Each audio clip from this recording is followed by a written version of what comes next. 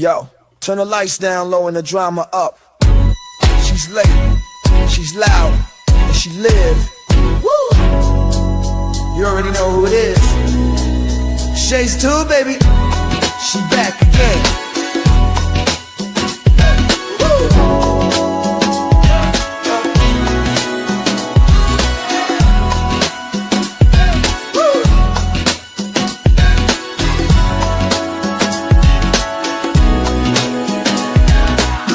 Crowd lit, vibe on 10. Shay walk in like we back again. News, tea, jokes and spins. She don't do small talk, she go in. From the headlines to the comment section, she call names with no correction. You tuned in, don't act brand new. It's late night, baby, she got that view. It's late night with Shay. She say what she want and laughs all day. Live on Shay's tube, press replay. You thought I lacked game, back again. It's late night with Shay. She say what she want and laughs all day. Live on Shay's tube, press replay. You thought I left, nah, I'm back again. Popcorn ready, wig on alert. She dropped one line and somebody hurt. Talk show queen with a side of roast. She run this thing from coast to coast. Late on purpose, still on time. She hit you with shade, then call it a rhyme. Talk smart, talk slick, talk flame. Say the name right, yeah, late night with Shay. It's late night with Shay. She say what she want and laughs all day. Live on Shay's tube, press replay. You thought I left, nah, I'm back again. It's late night with Shay. She say what she want and laughs all day. Live on Shay's tube, press replay. You thought I left, nah, I'm back again. That's right. News, drama, laughs, whatever else you feel like. One mic, one queen. Late night with Shay. Shay's too.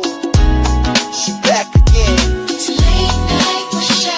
Yeah, she say what she want and laughs all day. Live on Shay's too.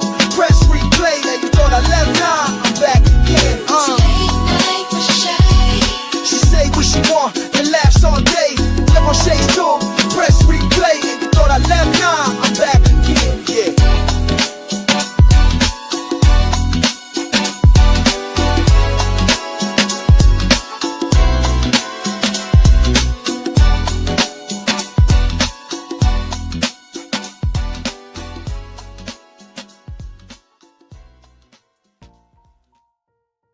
What's going on, guys? Welcome to Shades Tube, and thank you guys so much for tuning in. Welcome to everybody in the bushes, everybody who watches this in the replay.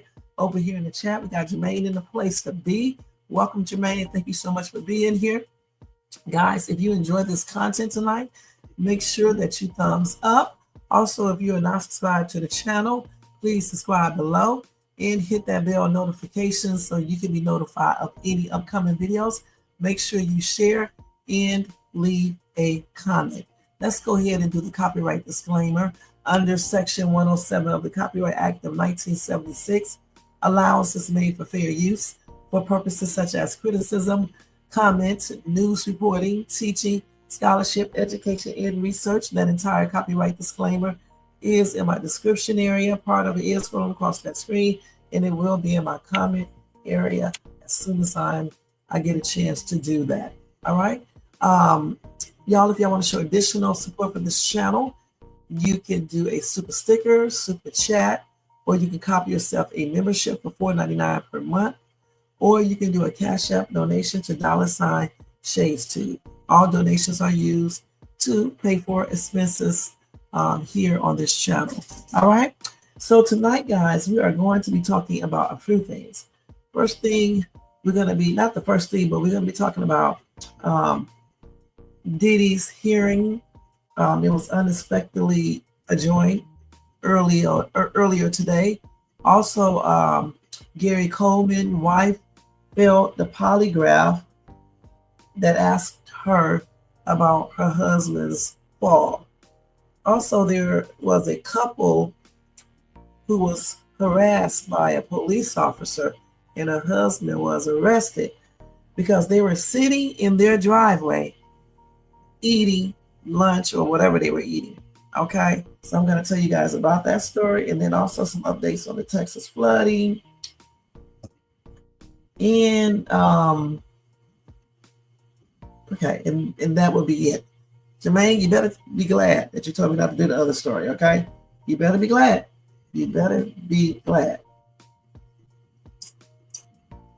Let's see what else we got here. Oh, I want to tell y'all one breaking news too about this man who won $167.3 million. So y'all, go get you something to drink and relax in bed or seat or whatever the case is. If you are at work, continue to do your job, but listen or watch me on the down low. All right. And we are getting ready to go ahead and start off with this live.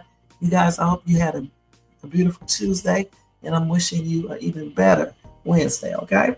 All right. So let's go ahead and jump right into this. First thing first, let's go ahead and talk about Gary Coleman first. Okay. Let's get him out the way. And of course, I spelled his name wrong, but anyway, because I be driving at times and I have to, try to hurry up and do stuff really quick. All right, so let's go ahead and cover Gary Coleman's ex-wife, Shannon.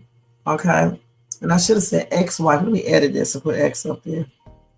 Let's hide that, and then let's edit this and put ex-wife.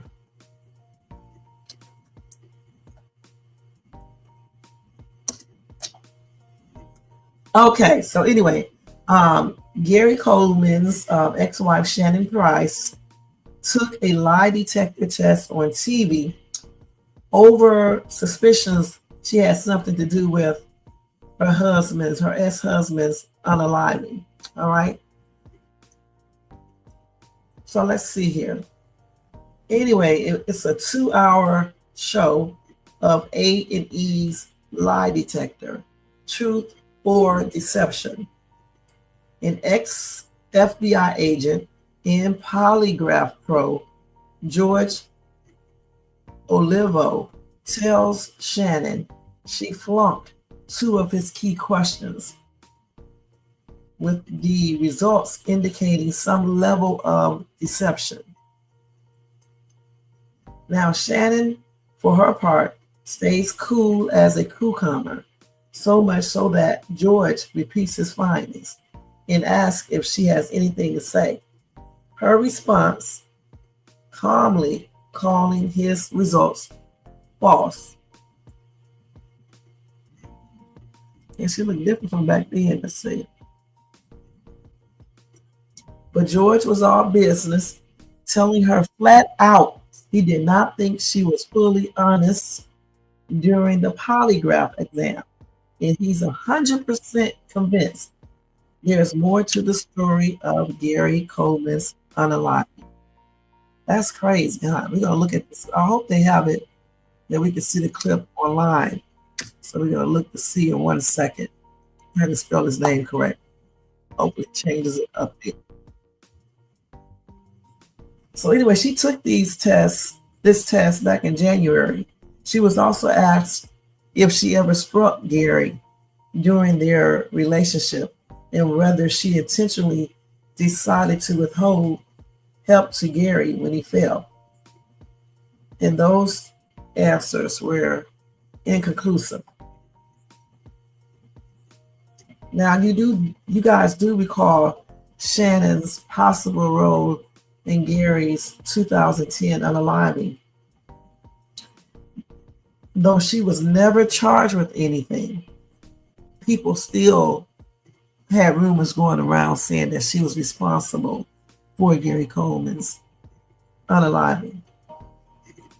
Anyway, they said with these new results, we all will see if the plot thickens and the case stirs up fresh interest.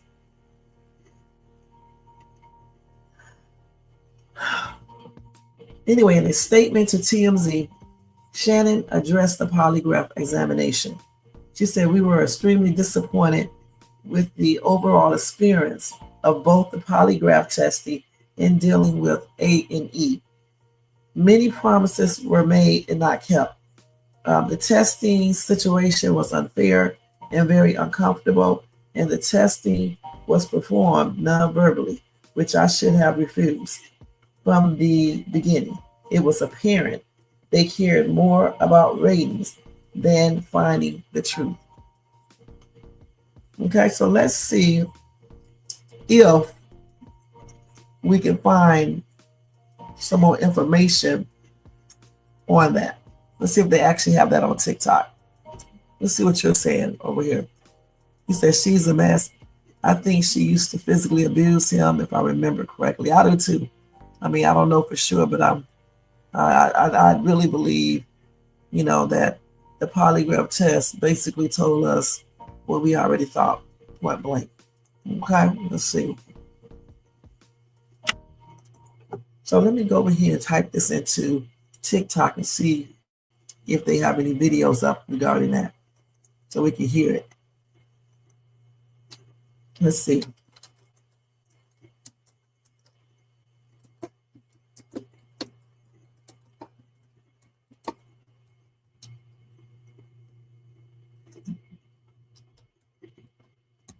Oh, yeah. Okay, let's see. Let me go ahead and split the screen. Not split, but present, share screen, let's see. Share. Okay. So let's look at this one. Gary's fatal fall. Okay. I asked you the following relevant questions on this test. Did you physically cause Gary's fall? You answered no. Right. I also asked you, did you physically cause Gary to fall that day? And you answered no. And the results are, you failed that exam with deception indicated to those relevant questions. Let me say that again. You failed the exam regarding Gary's fall. What are your thoughts?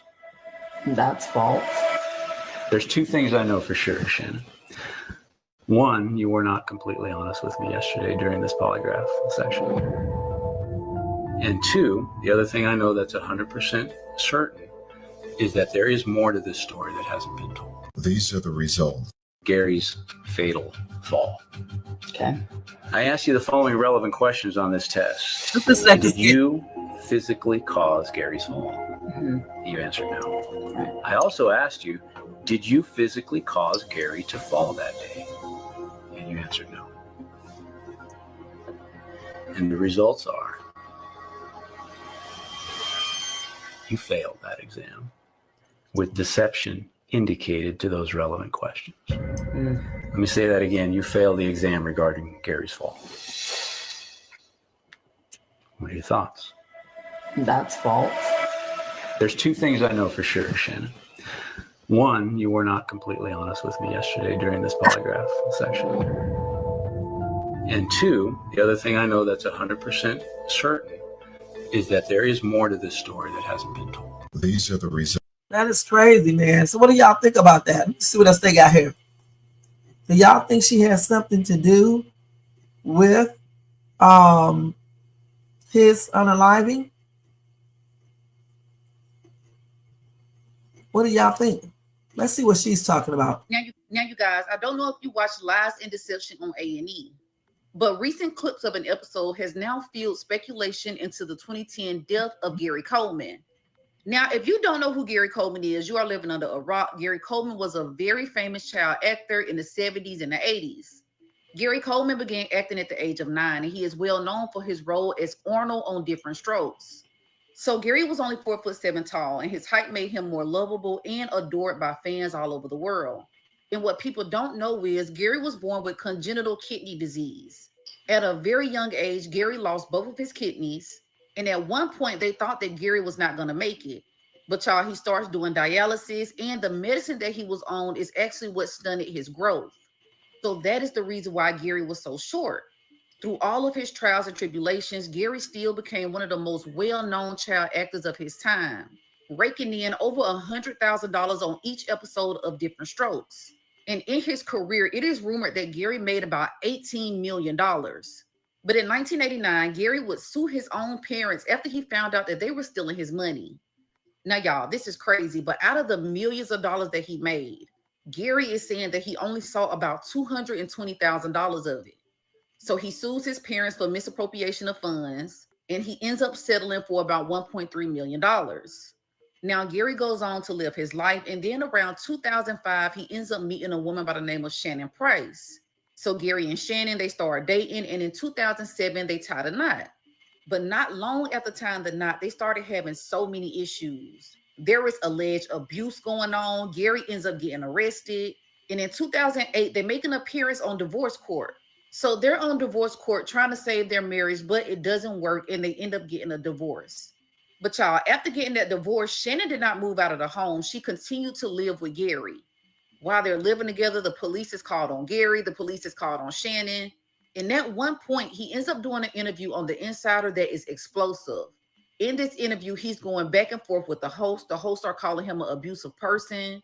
And at one point, Gary even points out a bruise on his head and says that he fell down the stairs. But what I found shocking about that interview is when Gary said that he fell down the stairs, he also made it a point to say, my wife didn't do this. It was almost as if he was trying to convince himself that his wife didn't push him down the stairs. Now, y'all, the co-hosts were so mean to him. You can go look up this interview. I can't insert it for copyright reasons. But by the end of that interview, he storms off the set. He's like, F you, I'm gone. Now, not long after all of that took place, in May of 2010, there was a 911 call placed from the home of Gary Coleman. And this 911 call is placed by Shannon Price. So in the 911 call, Shannon tells dispatchers that Gary had just fallen down the stairs and there was a lot of blood everywhere. But what people find so strange about this 911 call is Shannon would not help Gary. The dispatcher is asking her, is he okay? Is he breathing? And she's like, I don't know. I'm not going down there. Now, she goes on to say that Gary is gurgling. And the dispatcher then says, well, can you go put pressure on his wound? And she's like, I can't do it. It's too much blood. It's like in that moment, this man could not help himself and you refuse to help him. I don't want to be traumatized. Are you conscious? I don't know. No, he was like bubbling at the mouth and that. Hold on. Gary, okay. Do you know if he's breathing? He's moving. I can hear him making noise. You can hear him moving? Mm-hmm. Gary, are you okay?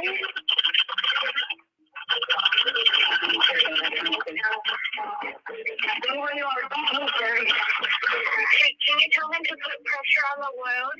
Well, it's on the back of his head. Okay, but he needs to try and put pressure on the wound if he's talking to you.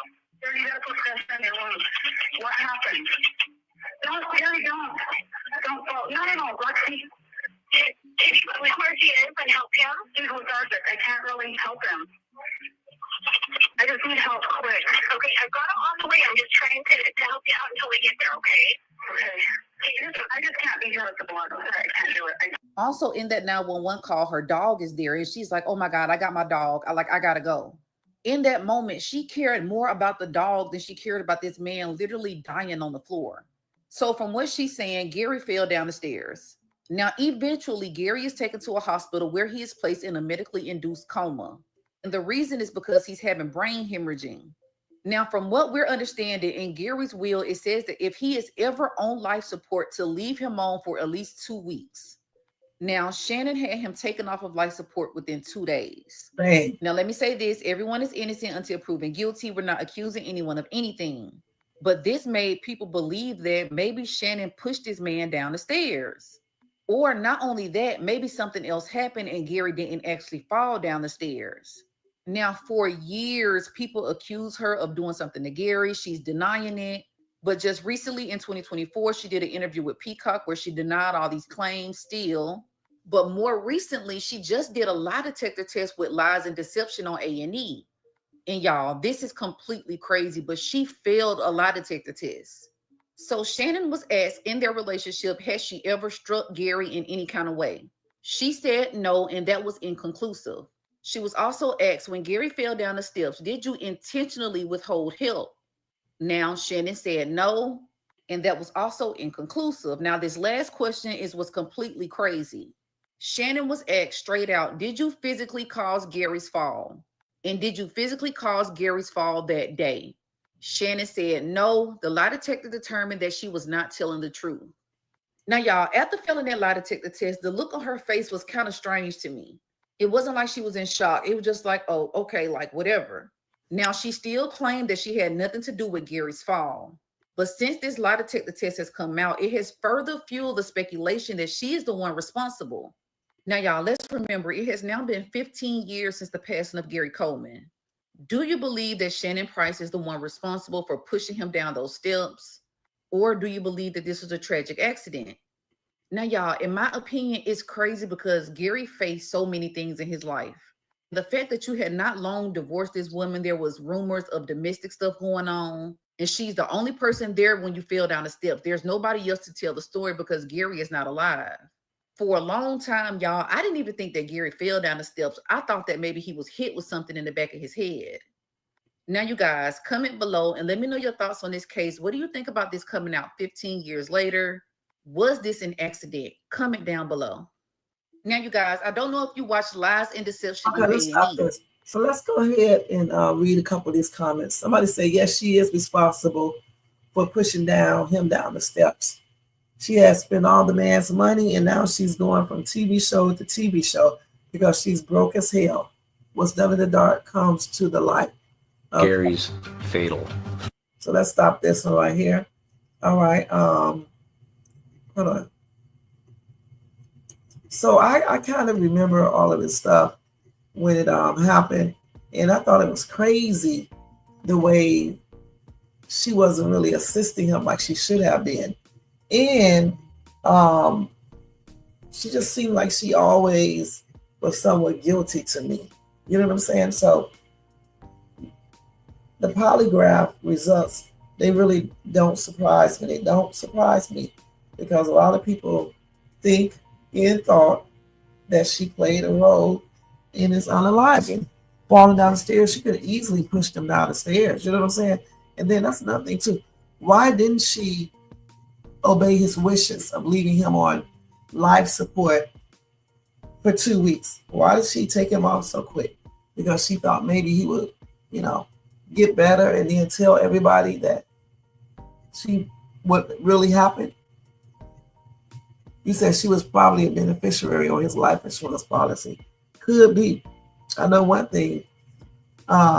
This is a trip. Hold on, let me go look at something else. Hold on, y'all. Hold on, let me go get this other video.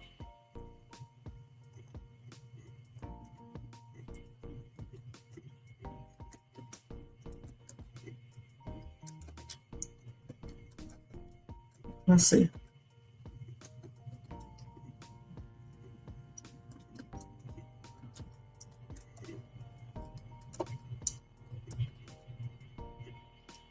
Let's see. Let's see what they rig up on this.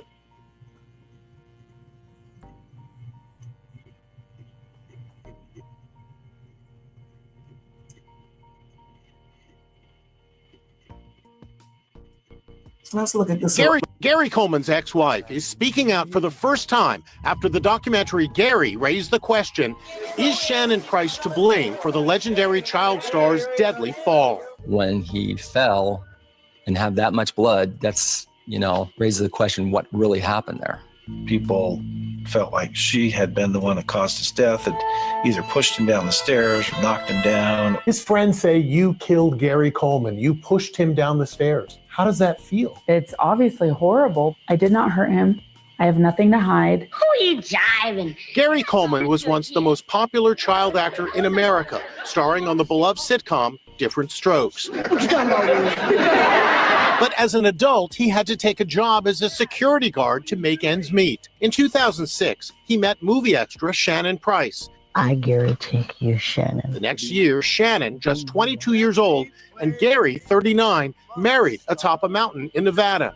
Only months later, Gary and Shannon revealed to me their relationship was already heading downhill. I don't like the violence. I really don't. Yeah, things get He does. Like what? Chairs. The printer today. The following year, they divorced, but Shannon was still living at Gary's Utah home when he suffered a horrific fall in May 2010.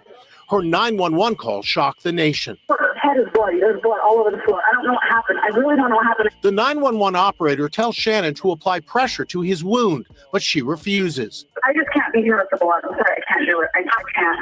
I've just been kind of sick, and I don't want to be traumatized. We hear the 911 call. Right. And the 911 call operator says, can you touch him? And you said, no, I don't want to touch him. Why didn't you try to help Gary after he fell? I did help him. I actually had to run around looking for a towel because we didn't have any in the downstairs bathroom. Other people need to understand and realize this was the first traumatic, like real traumatic situation I'd ever had to witness. She was more worried about herself than the person she was calling 911 for. Gary's friends call Shannon's behavior appalling. Gary's friends point the finger at you. Do you feel like you're being made into the villain here? Yeah, of course. When you're pointing the fingers at me, you better make sure your hands are clean. She says the police report and death certificate show she did nothing wrong. On the night of the fall, cops wrote nothing suspicious. The death certificate lists manner of death, accident. Gary died 2 days after his fall from a brain hemorrhage. What happened next would stun everyone when Gary's deathbed photo with Shannon staring straight into the camera lens hit newsstands. The hospital photo. Right. Why did you take the photo? Gary Coleman's ex-wife is speaking out for the first time after the documentary Gary raised the question, is Shannon Price... This was a part 2 to this, you guys. That's a damn trip. Let's say it was a part 2. This was way back in February. And if I don't find it, so I don't know if part 2 is on here, but the thing about it, even if we don't see part 2, it's, I don't know, that whole thing, you know, you may watch that. That whole thing was, it was just crazy. You know what I'm saying? I mean, if your husband falls down the stairs, or your boyfriend, your friend, or whatever the case is, you're not going to say, you may say, oh, the blood making me sick, but you are going to try to go over there and help the person. All right? You're not going to be like, I can't do it. I can't do it. You're going to run over there, even though it does make you sick. You are going to run over there and you are still going to try to help, you know? And even though she says she has not done anything, what is this up here? Hold on, y'all, let me take this down. I don't know how this came back up here. Oh, I made a mistake and put it up there.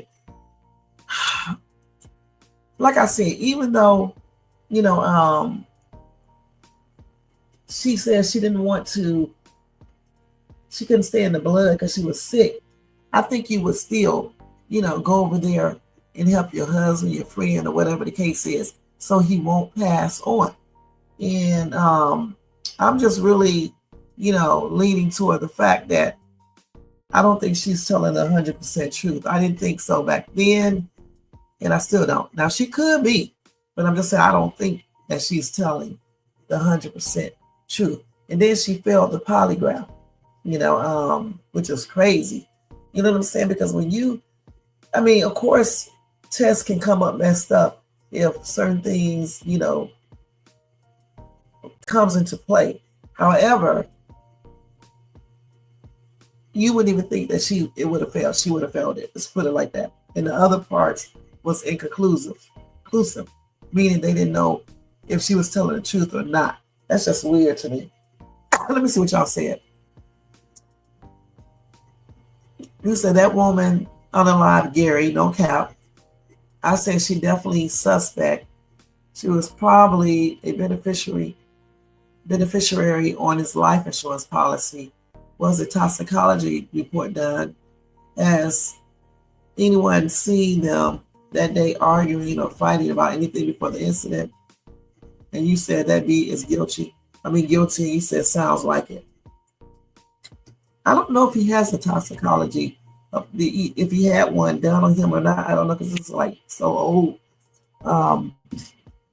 Let me pull up another screen and see. No, I can't. Can I do this? Because I want to come back to this. I can stop sharing this and open up. Hold on, y'all. And open up a whole new screen. Let me see if I can do it like this. I want to see if they got his toxicology report. Actually, I'm going to not YouTube. I'm gonna go to TikTok. I made a mistake and type the wrong thing in here. Let's see here. I'm looking to see if I can pull it up real quick, y'all. Just bear with me. Yeah, to me though, I don't know if I believe her. I'm just gonna be perfectly honest. You know, I be trying not to say certain things, but I just don't know if I believe her 100%. So let's see what they say on this documentary. Maybe they will talk about if he had a toxicology report or not. Okay, let me go ahead and share this. Because again, it's just very strange how she did not want to help with anything, basically.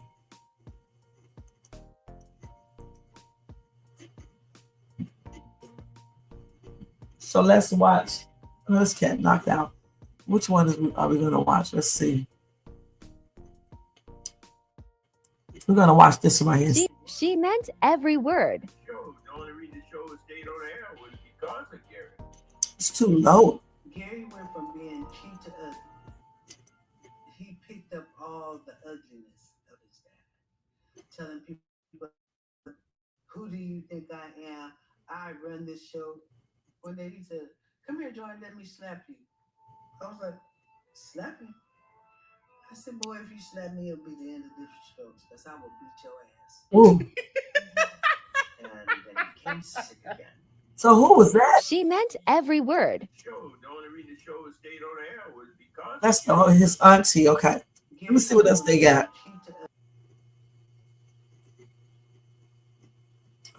Let's see what they saying over here.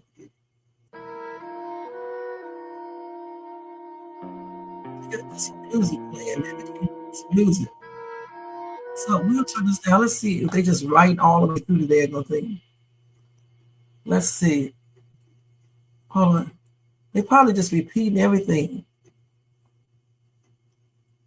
So he had a bunch of health complications from those pills, I guess, and surgeries. So they said that's the reason why his growth was stopped.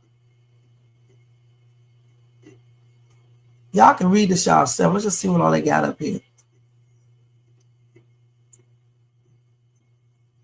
He was earning $100,000 per episode, and his parents did what with all that money? And he was still in and out of the hospital. And then the show ended, and then everything got even worse. This is sad. In 1989, the 21-year-old star files a lawsuit against his parents for mishandling his earnings. When Gary was 17, he finally had access to his trust fund. It was valued at $18 million, but he only had $200,000 left. And then he figured out that he was robbed by multiple people. What did that say back there? Hold on, let's see what that said back there. He was awarded $1.3 million. Okay. And his parents still deny they stole money from him. They say he wasn't getting good roles and eventually got a regular job as a security guard, but that did not last long. He even had to file bankruptcy in the late 90s. But then in 2007, he got married to Shannon Price. But then it's discovered that the relationship is turmoil and abusive from both ends. So they both was fighting each other. On May 26, 2010, Gary is found bleeding on his kitchen floor. Damn, dude, you should have married her. Shannon calls for help and he is taken to the hospital. But get this, the next day, Shannon pulls the plug on him. Gary passes on May 27, 2010. And after things come out about Shannon, like the fact that he didn't go to the hospital, that she didn't go to the hospital with him, that's crazy when the accident happened. Now, why would she go to the hospital with him if she so-called cared for her ex? She was still living with him. This is crazy. And nobody can figure out how a man so short could produce the amount of blood from a simple fall. Right. Gary did have a medical directive that if he was ever in a coma, give him 2 weeks. Shannon pulled the plug not even 48 hours later. And if he had a directive saying that, how was she able to, not even, follow that, adhere to that, and she was able to pull the plug within 48 hours? You would think if you have a directive that they're supposed to follow those orders, right? That's crazy. Police said there was no foul play against unalive, but family and friends think otherwise. A lot of people think otherwise. Here's a clip of the 911 calls. And it's wait, hold on. It sounds like Gary is asking her, "Why did you push me?" Let's listen to this very carefully. Let me turn the sound back up, okay? Let's listen. Don't fall. No, Lexi. Can you tell me where he is and help him? He's lethargic. I can't really help him. I just need help quick. Okay, I've got him on the way. I'm just trying to help you out until we get there. Okay? I just need help quick. Okay, I've got him on the way. I'm just trying to help you out until we get there. Okay. Okay. I just can't be here with the blood. I'm sorry, I can't do it. I can't. Let's rewind that a little bit more. I had to rewind it back to his video again. I want to hear that. No, Lexi. Can you tell me where he is and help him? He's lethargic. I can't really help him. I just need help quick. Okay, I've got him on the way. I did hear some in the background. Did y'all hear some in the background? Let's hear that again. There you go. Can you tell me where he is and help him? He's lethargic. I can't really help him.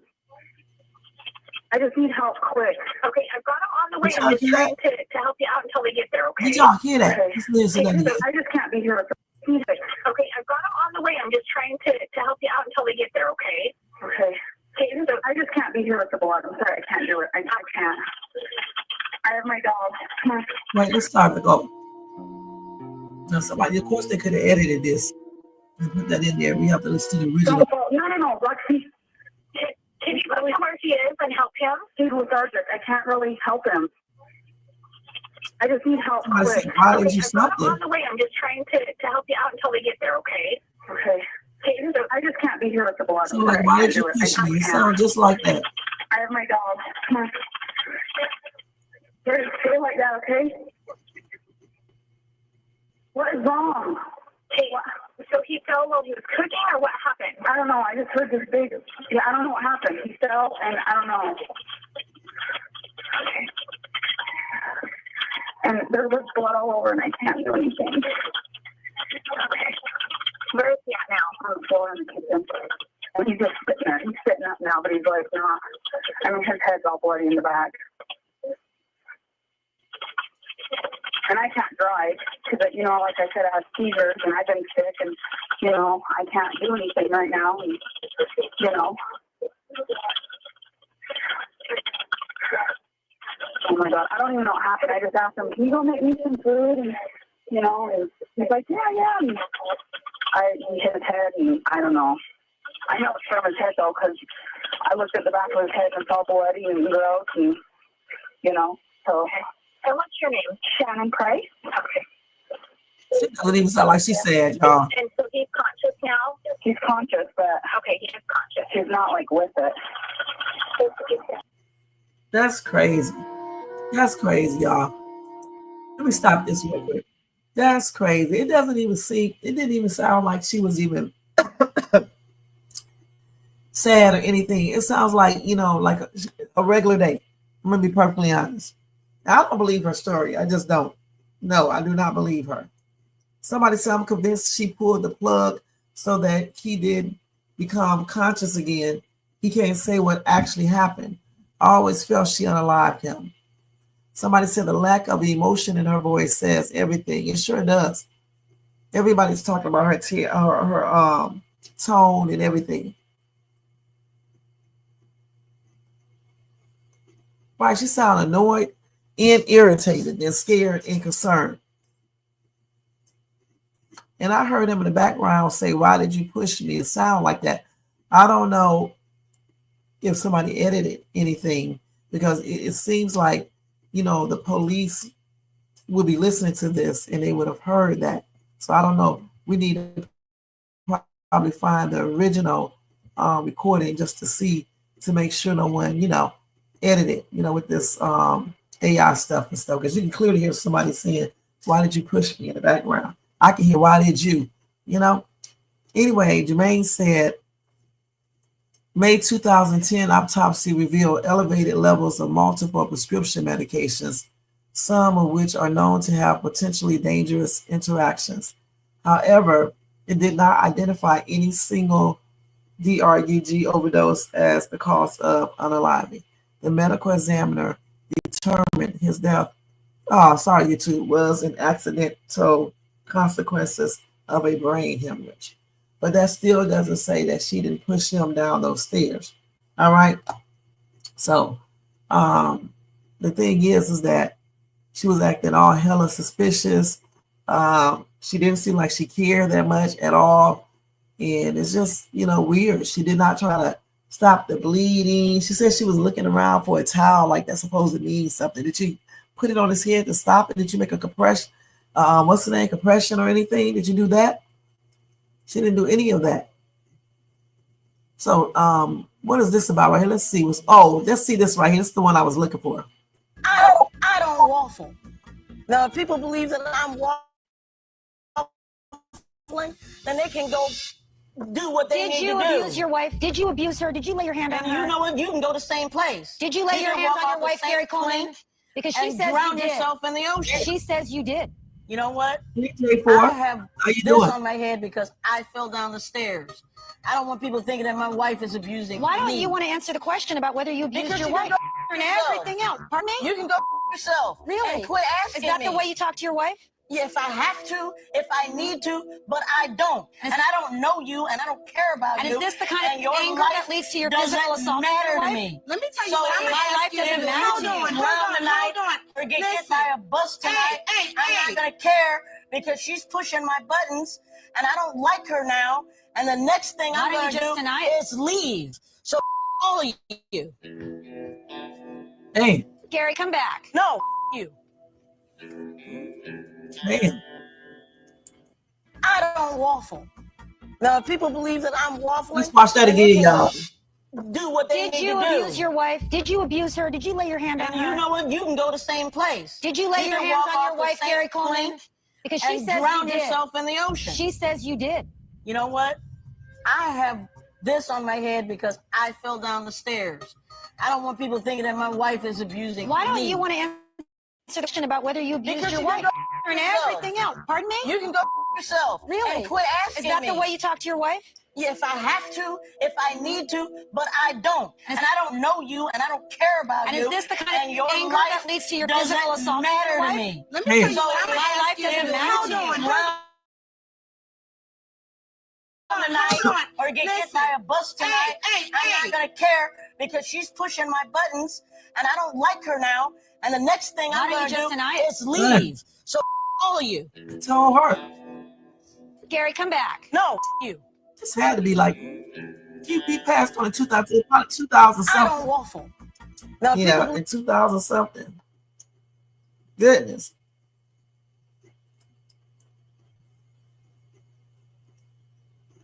Yeah, he told her ass off, man. I don't know what else to say after that. Shit. He told her off. You know, I never seen that footage before. That was a trip. Okay. Let's see what he's talking about real quick. I want to hear. Let's see. Hold on. Let me see what else we got. See, they talking about that. Let me see what they said about that. Hold on. This was back in 2023 when they was talking about it. Listen. It's really hard to get and help him. He who does it. I can't really help him. I can't really help him. Yeah, that's him. I can't really help him. I can help him. He who does it. I can't really help him. I just need. Let's listen to that again. It's really hard to get and help him. He who does it. I can't really help him. I can't really help him. Help him. I can't really help him. I can help him. He who does it. I can't really help. Y'all think that's AI? Y'all think that's him saying it in the background? And if it is him saying that in the background, why didn't the police hear that? You can clearly hear that. You know, you can hear that. So let's see. Hold on. Let's see what somebody's saying.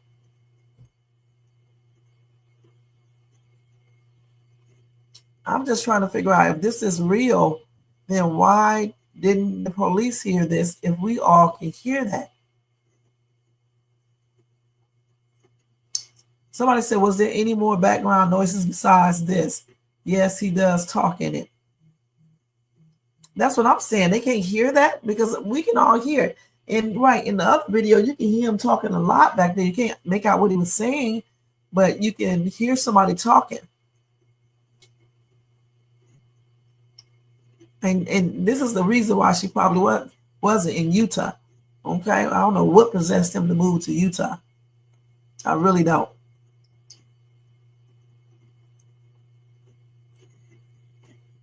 He definitely said, "Why did you push me?"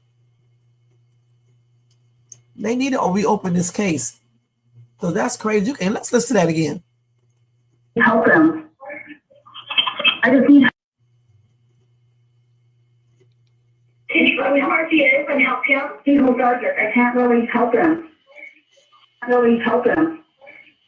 Please help him. It sounds like he's saying that. Okay.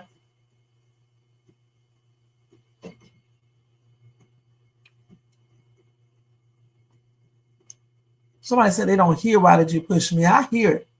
You can hear that. He said, "Why did?" Somebody said, "No." He said, "Why did you pull the what?" He didn't say, "Why did you pull nothing?" Let's see something. I can't really help him. If I help him, he will does it. I can't really help him. I just need. It's really hard to get and help him. He will does it. I can't really help him. I can't really help him. So what y'all think he's saying? What do y'all think he's saying? We listened to this like 1,000 times. If he did say, "Why did you push me?" Why didn't the police hear that?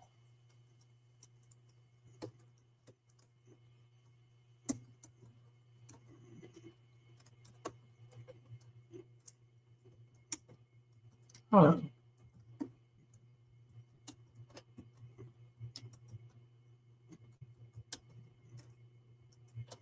Let's see.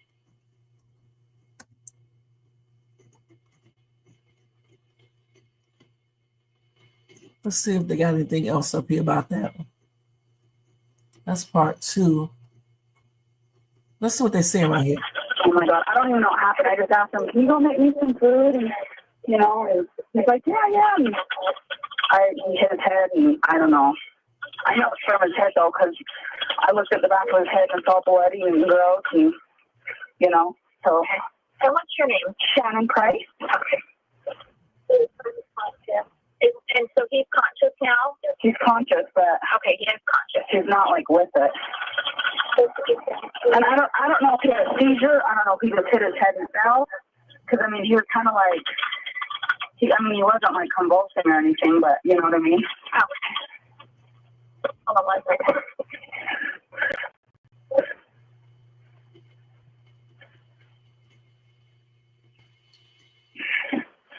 I can't really get around as it is, you know what I mean? Shannon, can you tell him to try and put pressure on the back of his head? No, can't. It's like all bloody, and I'm not trying to do. He's not with it. I asked him. I said, "Can you put?" Okay, but keep asking him until he does it, because he may not be able to understand what you're saying. So, is there any way you can go in there and at least give him a towel? Hold on, yeah. Okay. That's crazy. I can try and find one for him. I'm just panicked. I don't know what to do. I know it's a dragon, like a freaking crazy person. Hold on, let me try and see. When are they gonna be here? Okay, they're on their way. It just depends on where in the city they were when we called them out. Hey.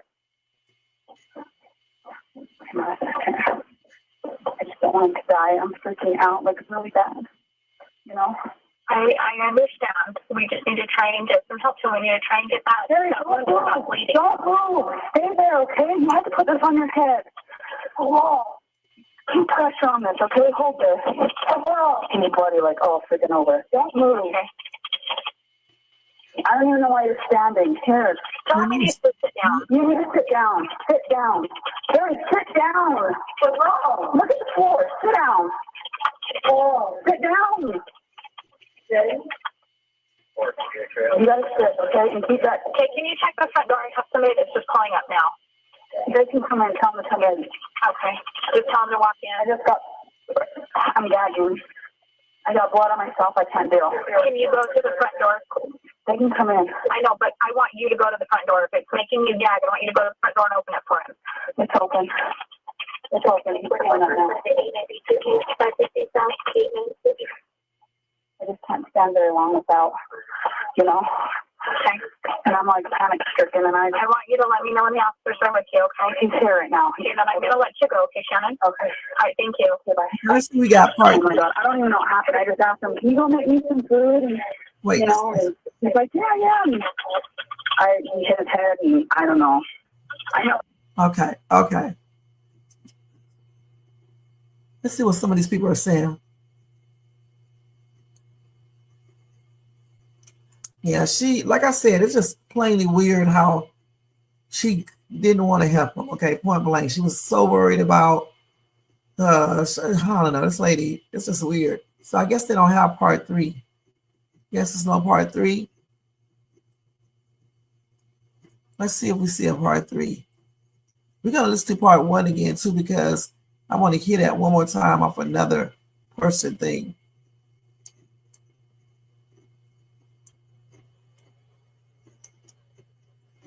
So, okay, hold on. Let's go back and listen to that part 1 thing again. This is crazy, man. Hold on.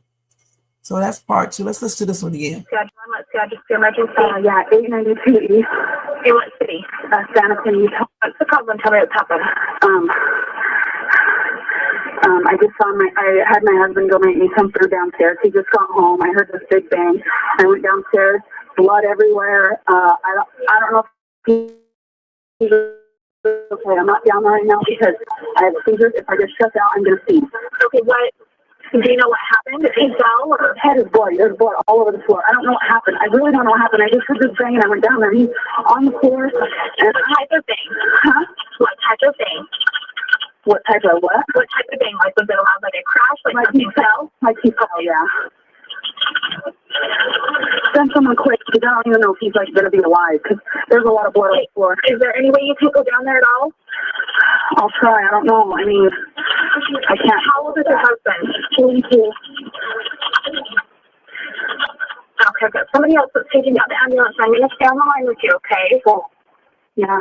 Is there anyone else there with you that can go downstairs? No. Okay.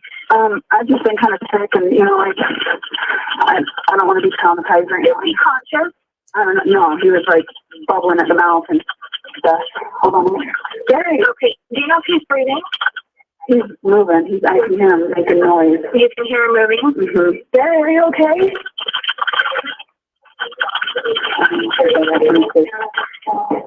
Stay where you are. Don't move, Gary. Can you tell him to put pressure on the wound? Well, it's on the back of his head. Okay, but he needs to still try and put pressure on the wound if he's talking to you. Gary, you got to put pressure on your wound. What happened? Don't, Gary, don't. Don't fall. No, Roxy. Can you go where he is and help him? He's lethargic. I can't really help him. Who is Roxy? I just need help quick. Okay, I'm on the way. I'm just trying to help you out until we get there, okay? Okay. So I just can't be here with the blood. I'm sorry, I can't do it. I can't. I have my dog. Come on. Stay like that, okay? What is wrong? Hey, so he fell while he was cooking, or what happened? I don't know. I just heard this big... Yeah, I don't know what happened. He fell, and I don't know. Okay. And there was blood all over, and I can't do anything. Okay. Where is he at now? On the floor in the kitchen. And he's just sitting there. He's sitting up now, but he's like not. I mean, his head's all bloody in the back. I didn't hear this on this video. And I can't drive because, you know, like I'm in the back. Wait, I didn't hear it on this video. He's sitting up now, but he's like not. Okay. Where is he at now? On the floor in the kitchen. And he's just sitting there. He's sitting up now, but he's like not. I mean, his head's all bloody in the back. And I can't drive because, you know, like I said, I have seizures and I've been sick and there was blood all over and I can't do anything. Okay. Where is he at now? On the floor in the kitchen. And he's just sitting there. He's sitting up now, but he's like not. I mean, his head's all bloody in the back. And I can't drive because, you know, like I said, I have seizures and I've been sick and, you know, I can't do anything right now. And, you know. So it's only 2 parts. So again, I don't know about, the other video because, with AI and things like that, I don't know for sure, because it seems like to me, if he was saying something in the background, it seems like the police would have heard it too. We couldn't be just the only people that heard that. That's what I'm trying to say. So I don't know for sure. Right, she concerned more about the dog than anything. The hell, this is crazy. So I don't know exactly if he was saying that at all. Sound like he was, but we don't know if that's fake or not. It could be, it may not be. I was trying to find the original audio. Let me see if I can find it real quick. The original 911 from Shannon Price. Because, with all these people changing stuff online, you just never know. Let's see.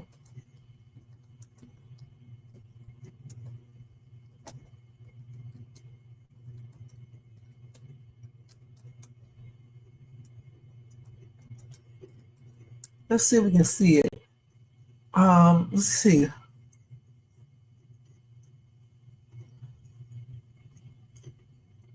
Let's see if it's on here. I'm trying to see it from the news source.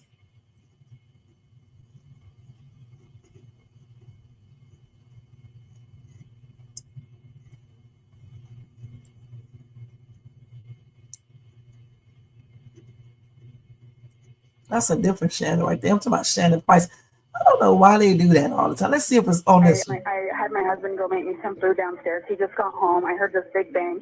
I went downstairs, blood everywhere. I don't know if he's okay. The time, 12:50 in the afternoon, a week ago Wednesday. His head is bloody. There's blood all over the floor. I don't know what happened. I really don't know what happened. I just heard this bang and I went down there and he's on the floor. Send someone quick because I don't even know if he's going to be alive because there's a lot of blood on the floor.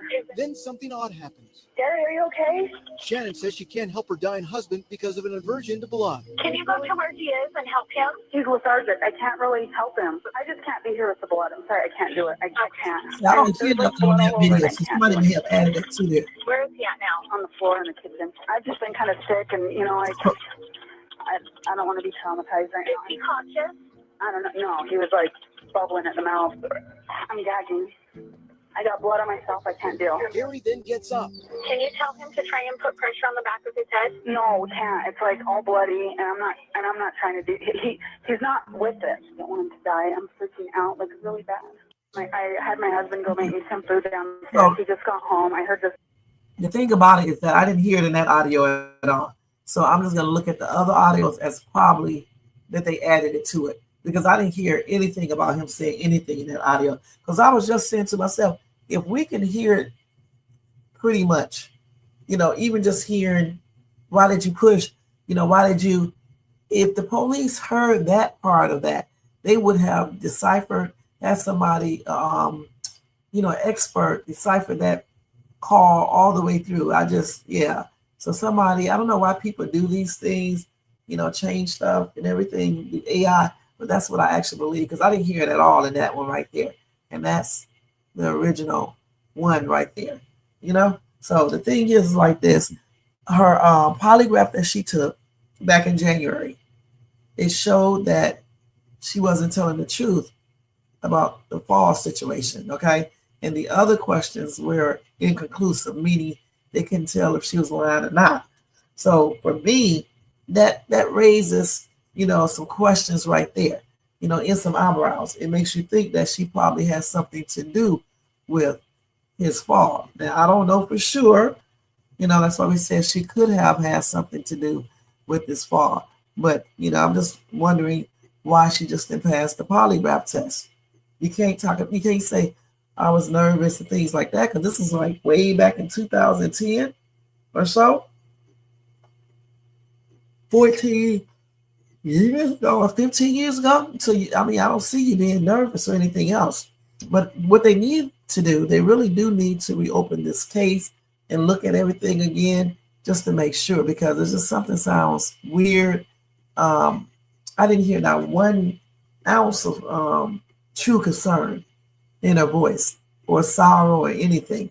She was more worried about having a seizure. And I can understand she did not want to have a seizure or anything like that. But damn, at least give him a bunch of towels, have him hold it up against his head. You know what? She could have just got a bunch of towels and just held it up against his head, period. Because once she stopped the bleeding or try to stop the bleeding, then she won't have to see that blood. You see what I'm saying? It's crazy. Just everything was suspicious. Also, the way she took him off of life support, you know, in 2 days, instead of letting him stay on it for 2 weeks. I think she took him off. She could have taken him off because she did not want him to regain consciousness and then tell. Or, I don't know. They're just plainly crazy. Because you would think, you know, if it's your husband or your wife laying up on the bed, you would think that you would keep them on life support for as long as you can. So to get them the opportunity to open their eyes and be back again. She didn't even allow that. He could have recuperated. You know what I'm saying? She didn't even give that, you know, no type of chance. And also, I'm trying to figure out how, when you do a directive, I thought you had to, you know, your loved ones had to, you know, follow what you request. That's crazy that she did not honor that, you know. But if she's lying, okay, in any type of way regarding this man's unalive, she will be held accountable, you know. And I do hope they reopen this case because it's just plainly ridiculous. So may Gary Coleman continue to rest in peace, and hopefully true justice, will be served on the person that could be or played a role in Gary Coleman's unaliving. All right. All right. Y'all have any more comments that you want to add in the chat regarding Gary Coleman?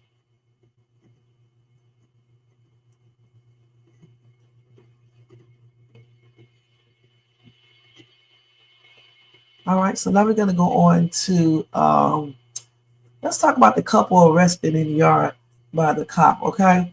Let's go ahead and talk about some racism. All right. Which is crazy now. Let's see. Okay. Let me take this down right here first. I was talking about each folder is limited to 50 characters. Okay, let's erase this one.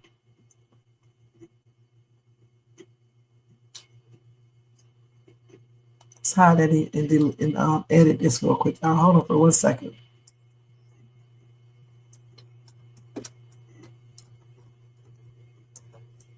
Okay.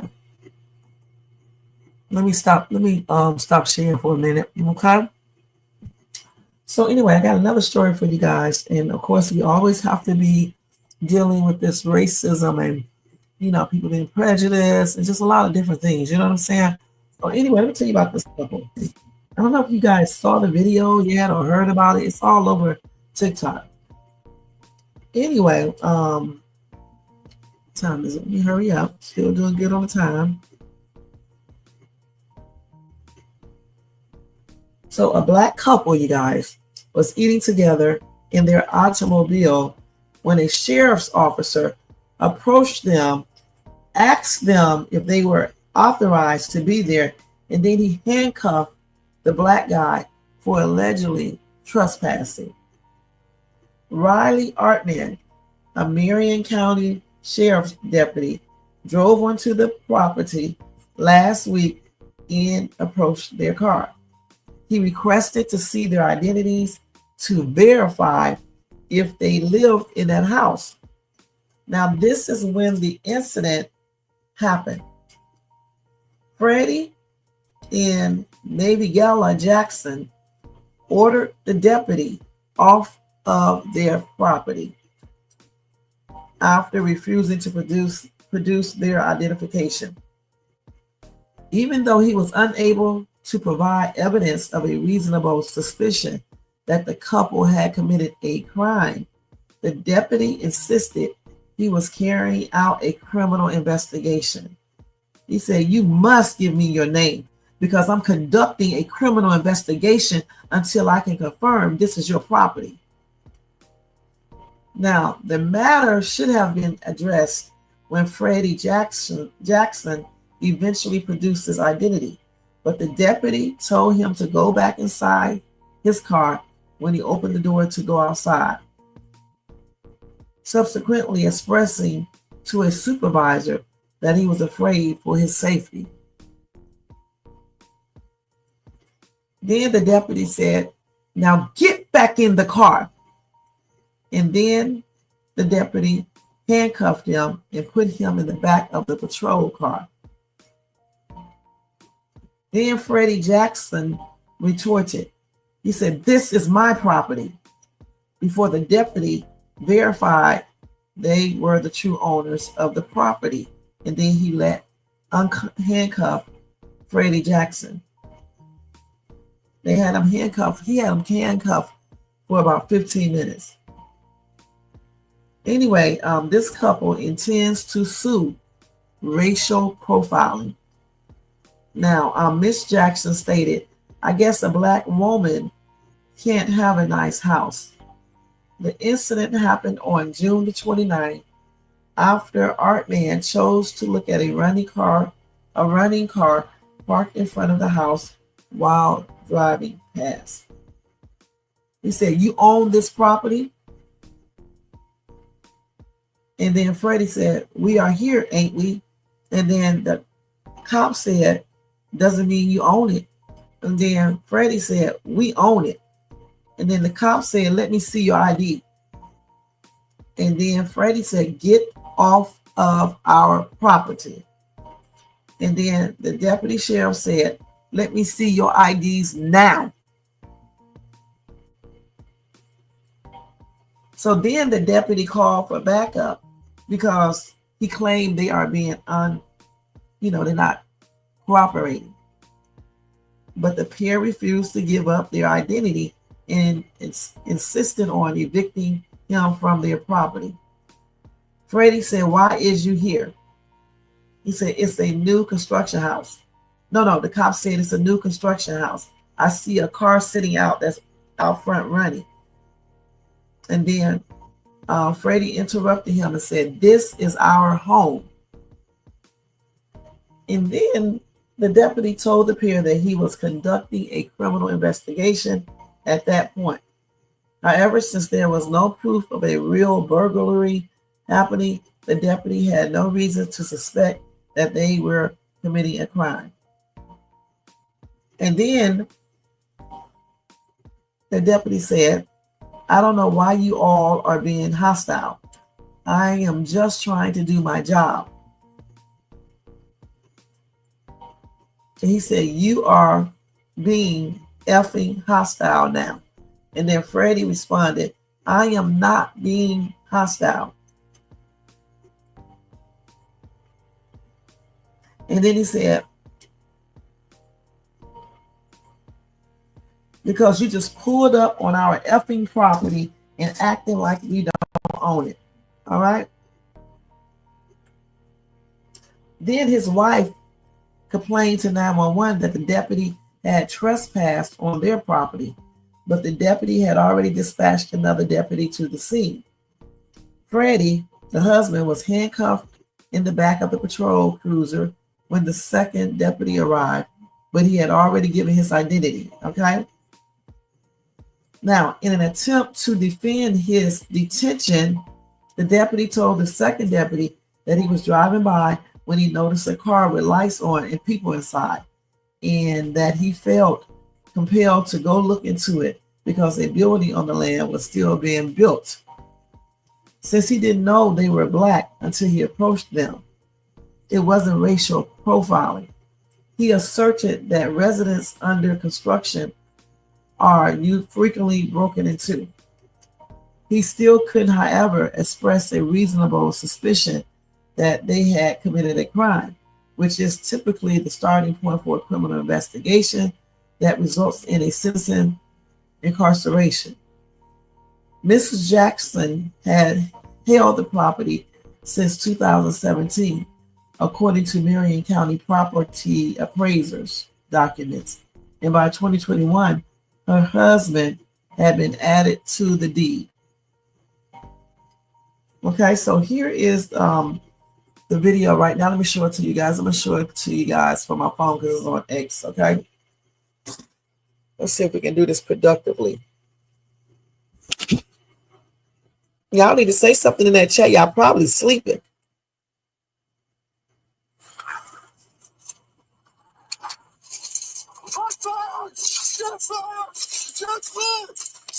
Well, this is something different. This is something different right here. This is different, y'all.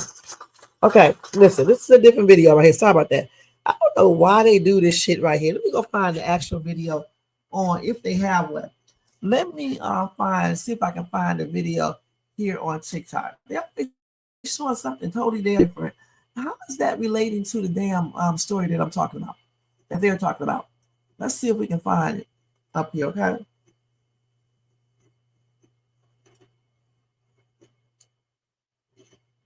This is ICE right here. Hold on, let me go to the actual. So let's see. Let me see if I can type this in. Maybe I'm spelling that wrong.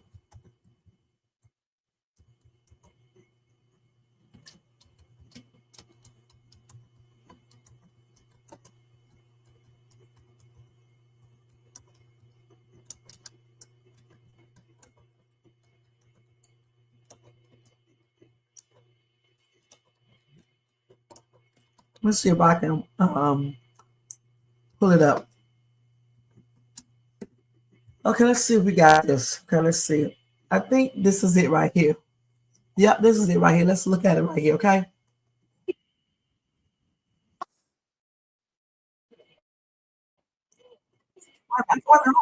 Share. Hold on. I'm gonna do it like this. Hold on. I got to share. My ass always forget to share the screen, y'all. Let me see. I think this is it right here.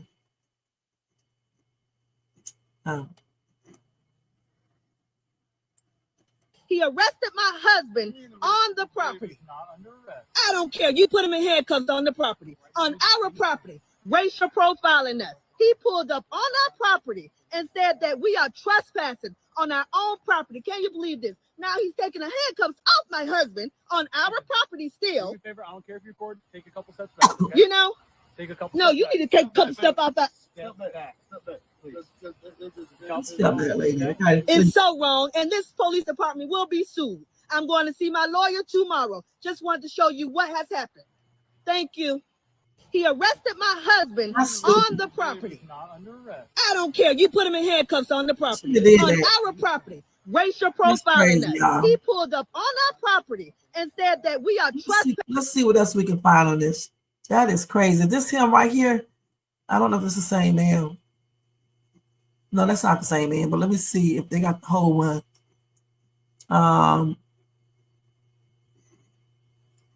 Let's see if they get the whole thing.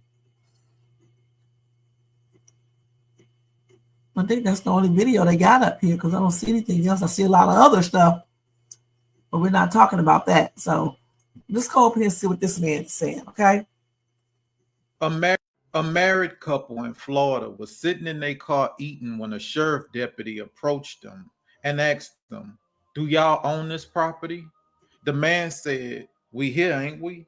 The deputy responded back by saying, "Just because you here don't mean you own it. Now show me some ID, because right now it look like y'all trespassing." After repeatedly telling the deputy that they do own the property and that he needs to leave, the man was put in the handcuffs. The officer said, "I was there conducting a criminal investigation. And when I ask you for your name and ID, you have to give it to me." The officer went on to say, "I was afraid for my safety. That's why I chose to put him in handcuffs and put him in the back of my patrol car. And I only kept him there about 15 minutes. All I wanted to do was verify the ownership of the property. Wow. And once I did that, I let him go." The man's wife said, "We're going to sue the police department because this was nothing more than racial profiling. I guess a black woman and a black man can't have a nice house. If we choose to eat in our car, on our property, with the car running, How is that a criminal investigation? Right. He came after us because we're black. Yep. He asked my husband for his ID. When my husband attempted to get out the car and give it to him, he told my husband to get back in the car. He didn't have to put him in handcuffs. It don't matter if it was just for 15 minutes. A married couple in Florida was sitting in their car eating when a sheriff deputy approached them and asked them, "Do y'all?" Goodness. So, the thing about it, you guys, I sit in my car all the time.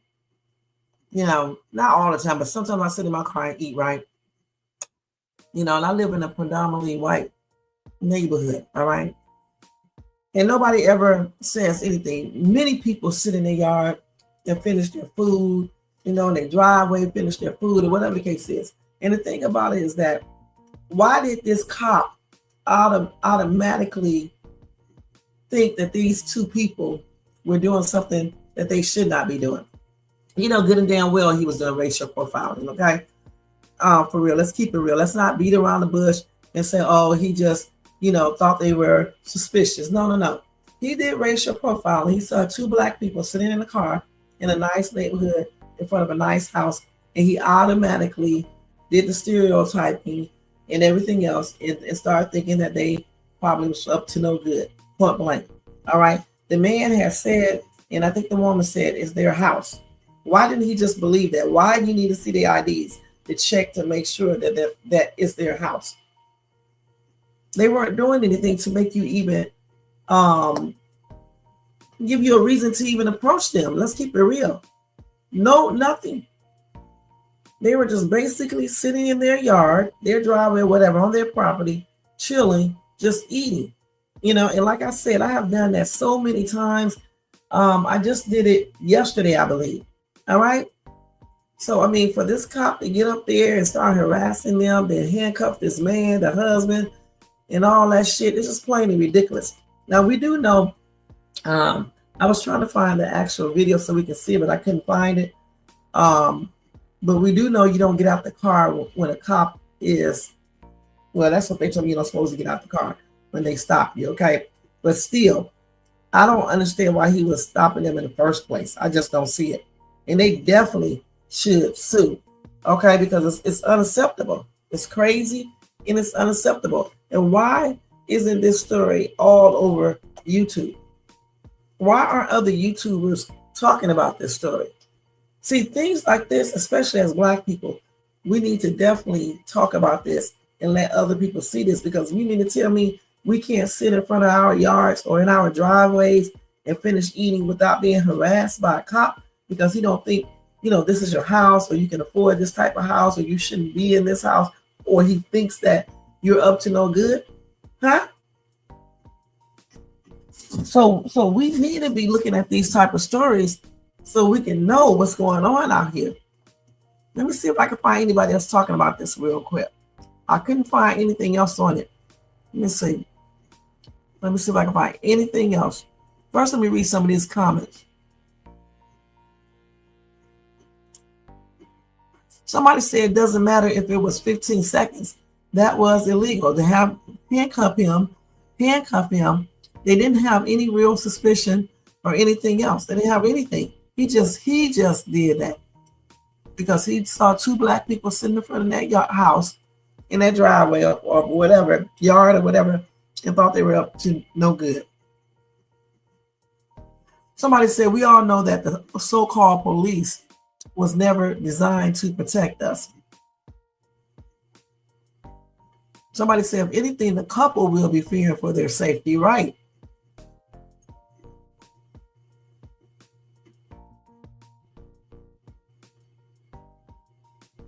Somebody said we need to sue for every police infraction.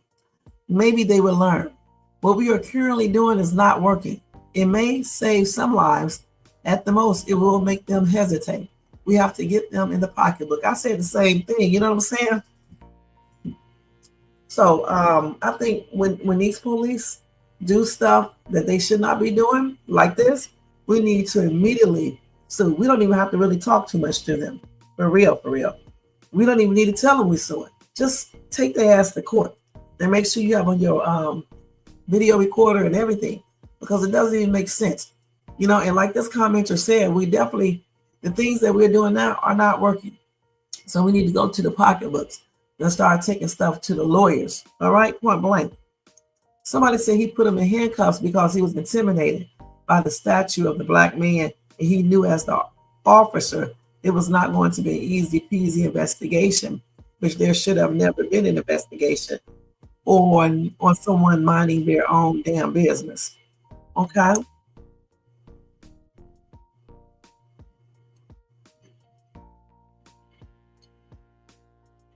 I don't know what this person's trying to say.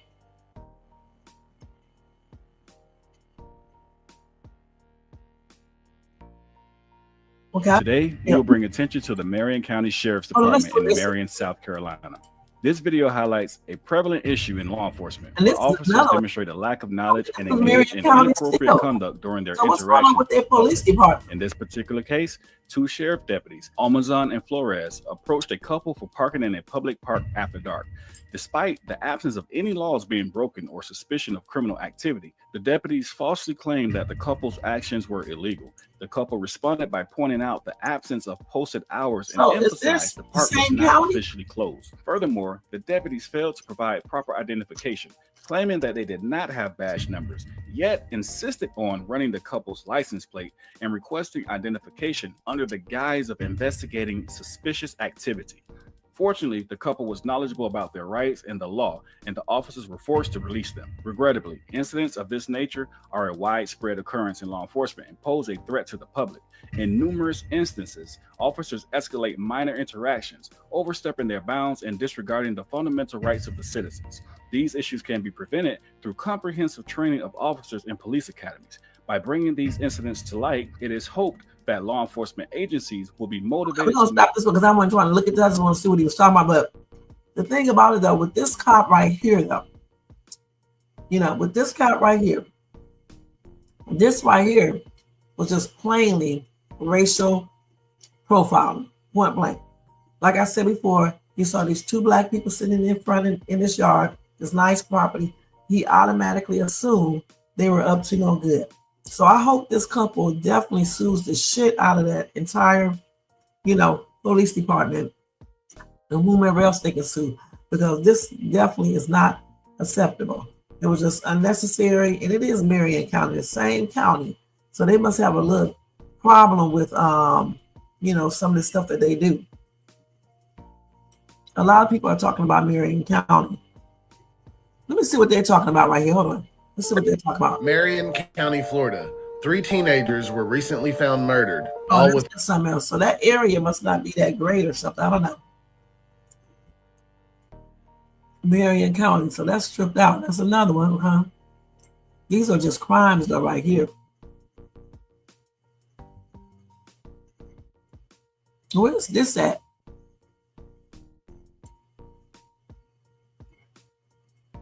I don't know where this was. I don't know. This is probably Marion County too. So yeah, they got a lot of stuff going on in Marion County. You know, a lot.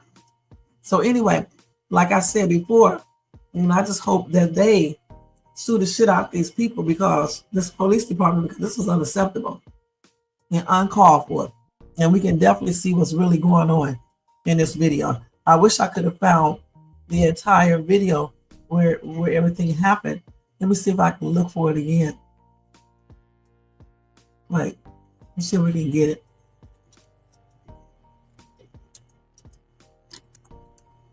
Let's see real quick.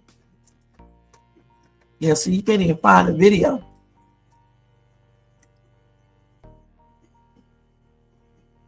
Mm-hmm.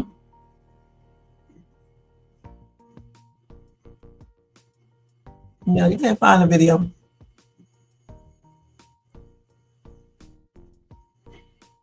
Yeah, I don't see it.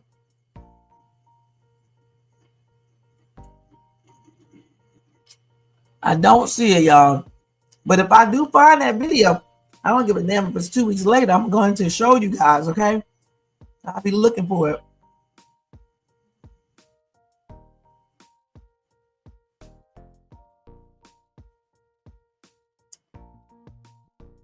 So yeah, like I said, if I find the actual video, the viral video, I will let you guys see it because I want y'all to see that for sure. I want y'all to see that for sure. Jermaine, I bet you couldn't find it either, huh? Hey, Paul, yo, what's up? You said they are all too scared of Trump to talk that pro-black reality.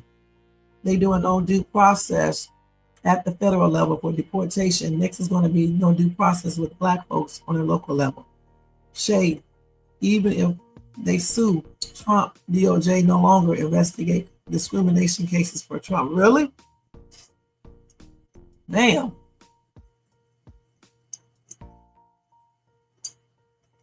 Jermaine, you can find the viral video, I mean.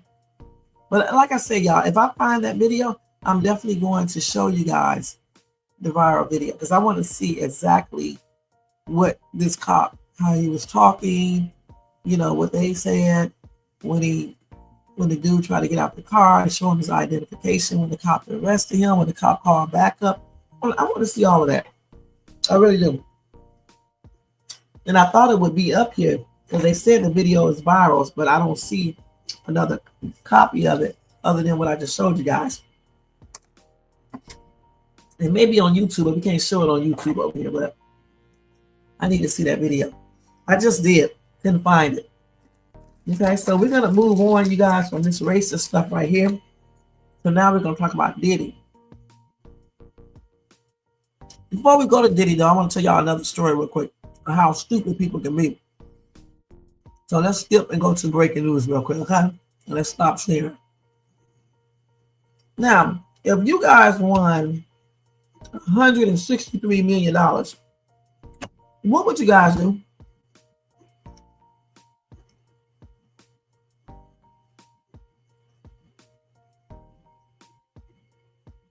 What would you guys do with that money? See, the video is on YouTube. Let me see it real quick. Oh, y'all, let me see this.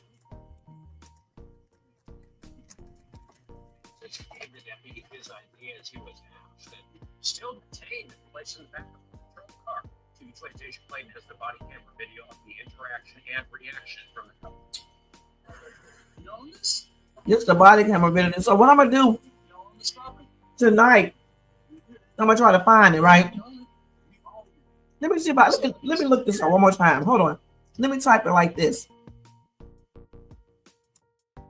Because I may can find it.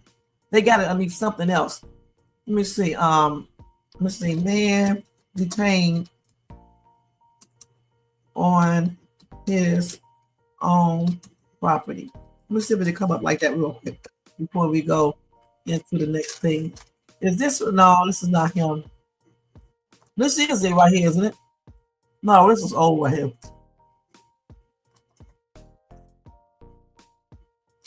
Maybe I need to put in Marion County.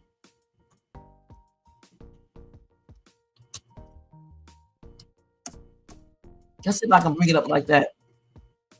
So they still got that same crazy video up. It's not crazy, but I'm just saying they still got that video up. I can't find the one from the news. This is it right here. Okay, let's see it. Let me see if they're gonna show it here. Hey, let me turn that music down. Hold on for a minute.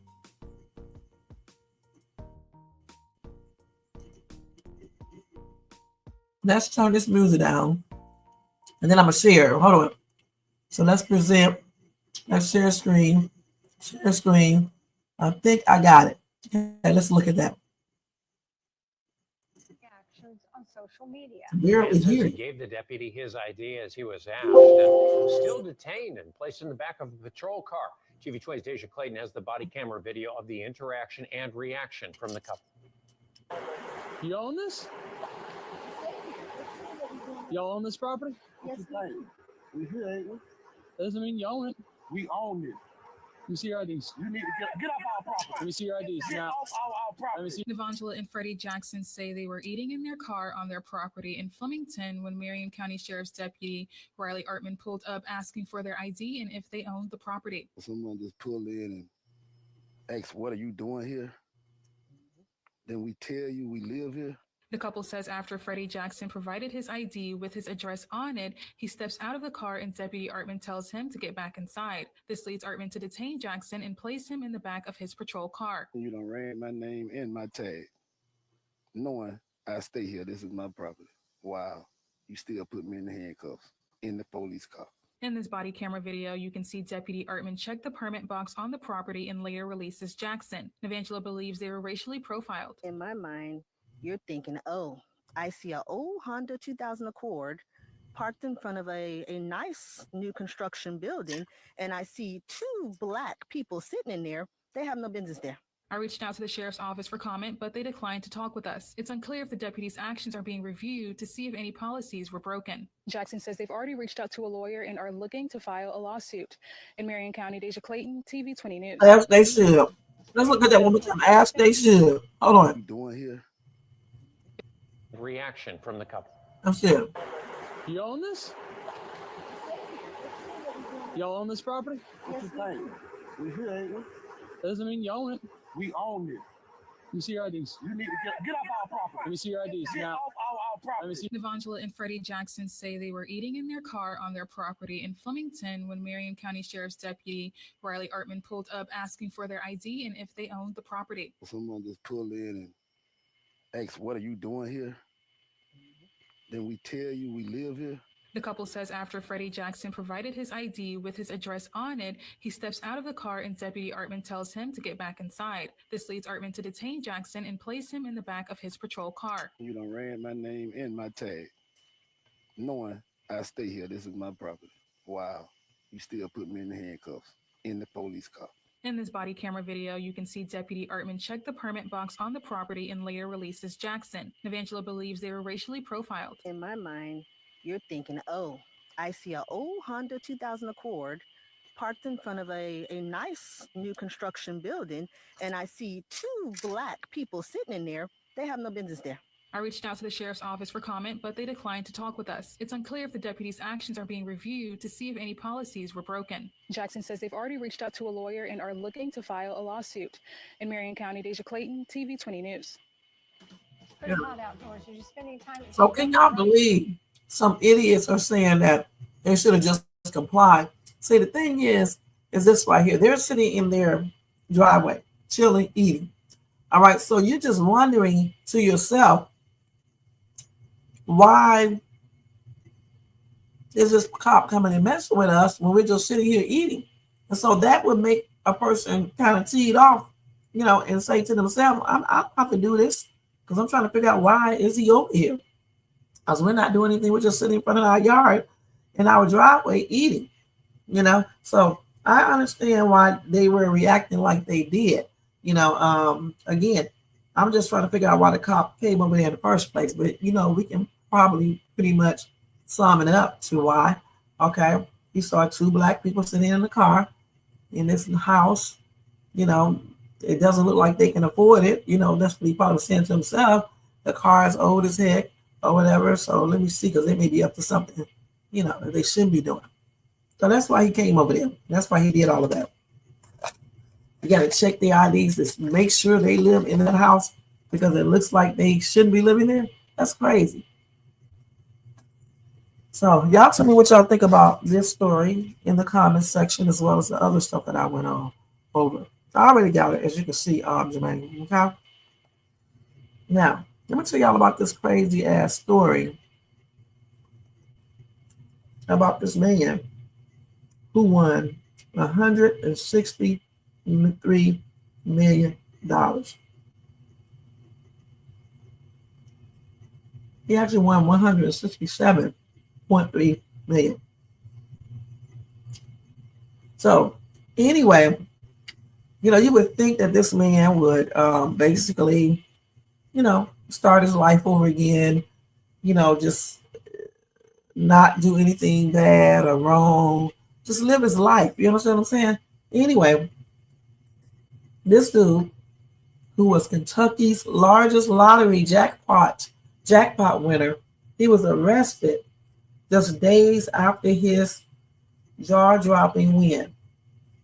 and he has spent the first few months of his newfound fortune behind bars as he faces even more time locked up.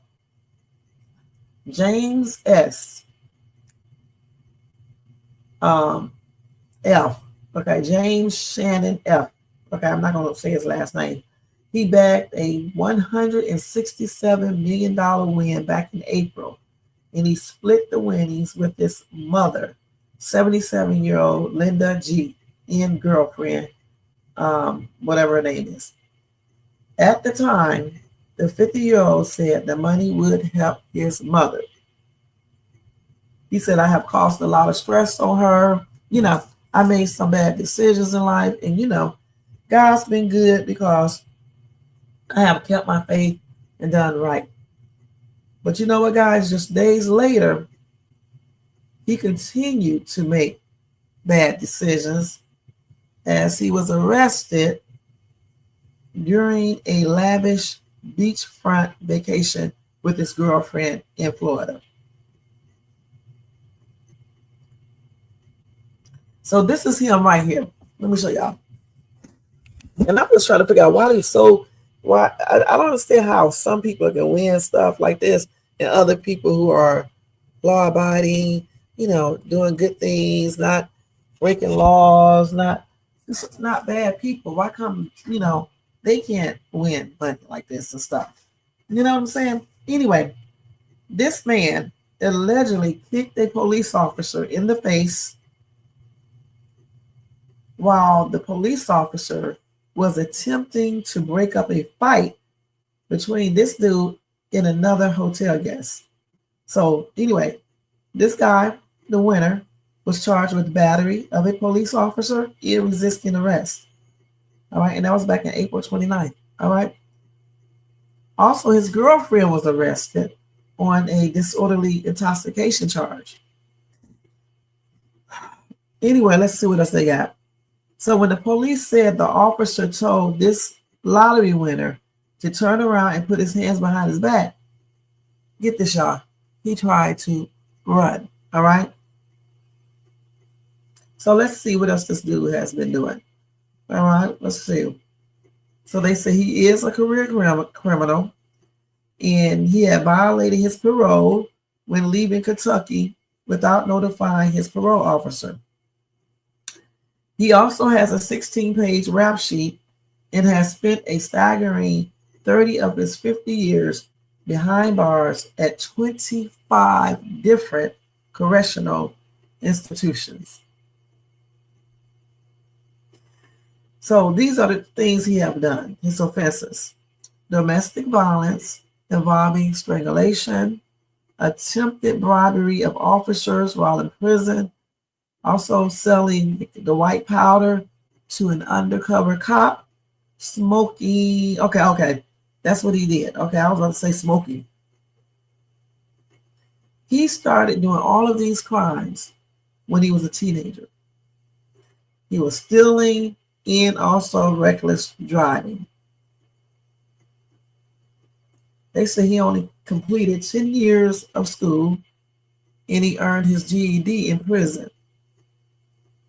They say he went on to start dealing drugs and even got his mother involved in a scheme to smuggle weed into a maximum security prison. This is almost laughable.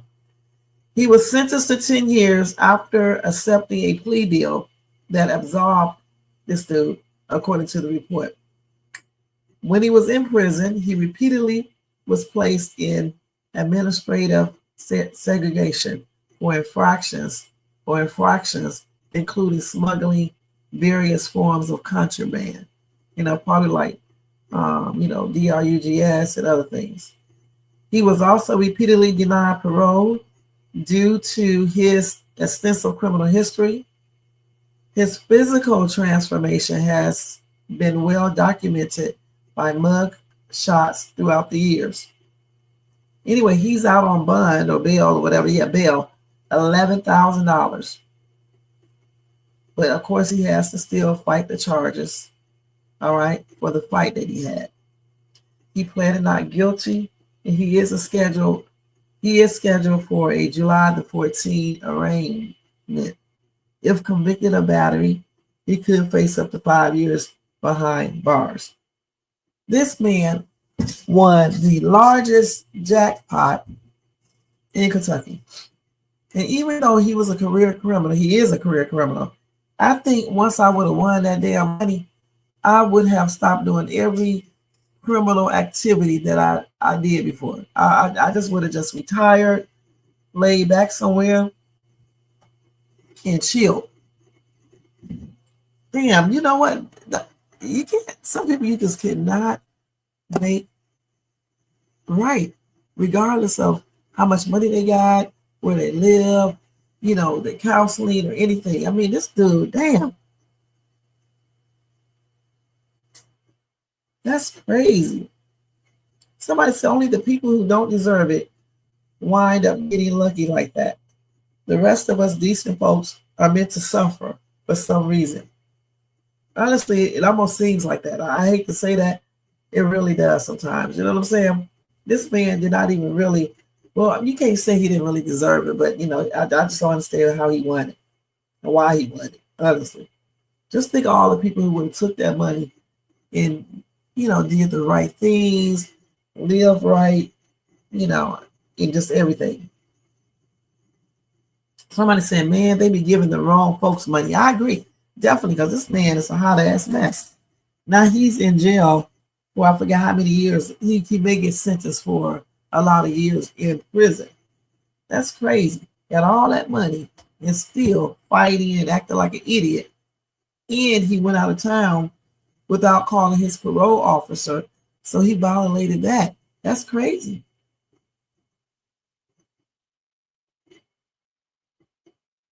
That is crazy as hell. Hey. So y'all tell me what y'all think about that in the comments section when y'all watch this video, okay? All right.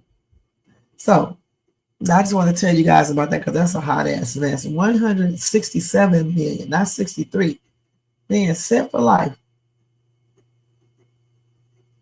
Set for life. Okay, let's see what else we got here.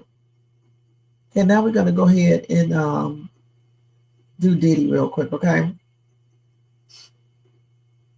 All right, let me go ahead and put this up here, y'all. And thanks to everybody for coming in tonight, checking me out and stuff, okay? And I appreciate you guys. Let me edit this real quick and take his son off of there and just put Diddy's hearing. And then we're going to get ready to get out of here, y'all. Let me turn that music back on. Does it sound empty? Empty. All right, there you go with that music back on. So Diddy. Let me see where I got his stuff at. I think it may be in my messaging. Hold on, y'all. Let me get it. So Diddy. Oh, here it is right here. My ass on my regular phone. When I get stuff, sometimes I send it to this phone number right here. So anyway, Diddy's Sean Diddy Combs hearing, his sentencing date hearing was unexpectedly adjourned earlier today. Okay, earlier Tuesday. Let's see here. And it was adjourned without any arguments being presented or a new date being set. Defense attorneys and federal prosecutors initially agreed to a September the 22nd sentencing date for Combs, according to a joint letter filed Tuesday ahead of a remote hearing set for 2 p.m. Eastern Time. Then shortly before the hearing, attorneys for both sides sent another joint letter to Judge Aaron Subramanian saying that they had agreed to the judge's original proposed sentencing date of October the 3rd. So now his sentencing date will go back to October the 3rd. Now, defense attorney Mark Agnafilo and prosecutor Christy Slavic were on the scheduled teleconference when the courtroom deputy interrupted to see if the attorneys had anything to discuss beyond a sentencing date. When Agnifilo and Slavik answered they had nothing further, the deputy adjourned the conference and informed them that Submarinian would respond to the parties in writing. Okay? So now Submarinian has now set sentencing for Sean Combs for October the 3rd, according to a post on the court docket. It was not immediately clear why this defense apparently abandoned, at least for now, their attempt to secure expedited sentencing for Combs. I don't know, maybe they was, I don't know. Submarinian had agreed to hear arguments for the expedited sentencing following a split verdict on July the 2nd that acquitted Combs of racketeering, conspiracy, and ex-trafficking, but convicted him on 2 counts of the P-word related charges he faced. Now, the defense argued in court last week that exceptional circumstances warranted expedited sentencing, including the 2018 unalive of Combs' romantic partner, Kim Porter. He said the mother of some of his children had passed away many years ago. These kids, the 2 daughters, here sitting in the middle of your honor's second row, don't have a parent. And that's what defense attorney Mark Agnifilo said in court last week.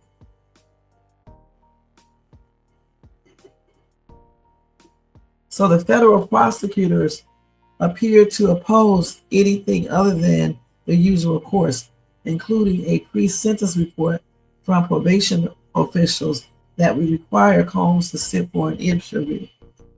The only things exceptional about this defendant are his wealth, his violence, and his brazenness. That's what prosecutor Maureen Comey said. She also said that the government plans to pursue significant incarceration for Combs on the P charges. Now, what does that mean? Significant incarceration.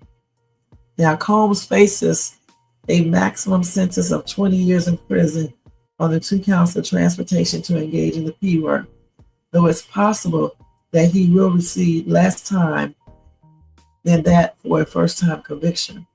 Any sentence would include credit for time served, which so far is around 10 months.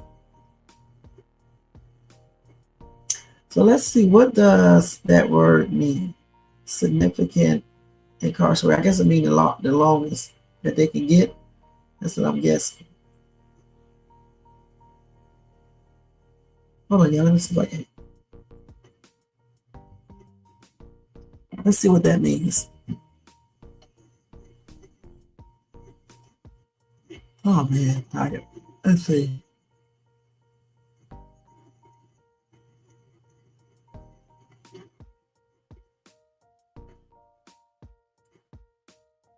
Okay, so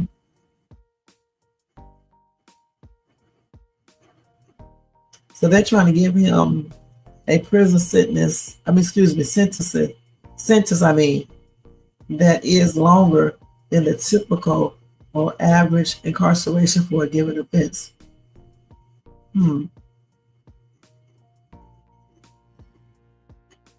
So they said around 4 to 5 years. So like I said, I'm guessing and thinking that when sentencing come around, they're probably going to go ahead and the judge may sentence him to 5 years, and then he will have to do 4 years, probably so.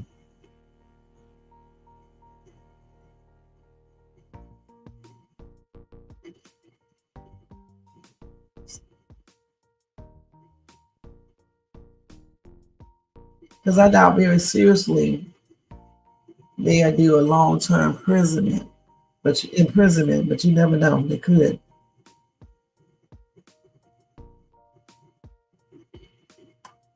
So I don't know what they're gonna do.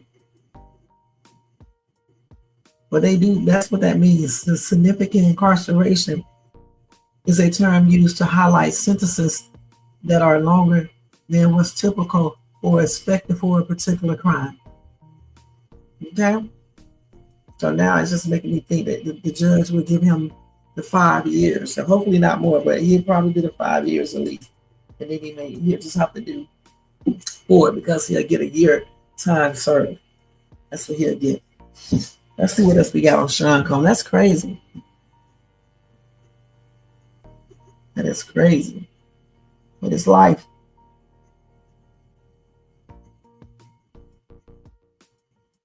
I think that's it with Sean Combs. What y'all got to think about that now? Do y'all think that Sean Combs would just get straight up 5 since they just said what they said, or what?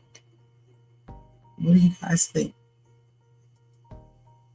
Okay, so now we're going to move away from Sean Combs, and I just want to touch on the Texas flood real quick, and then that's going to be it tonight.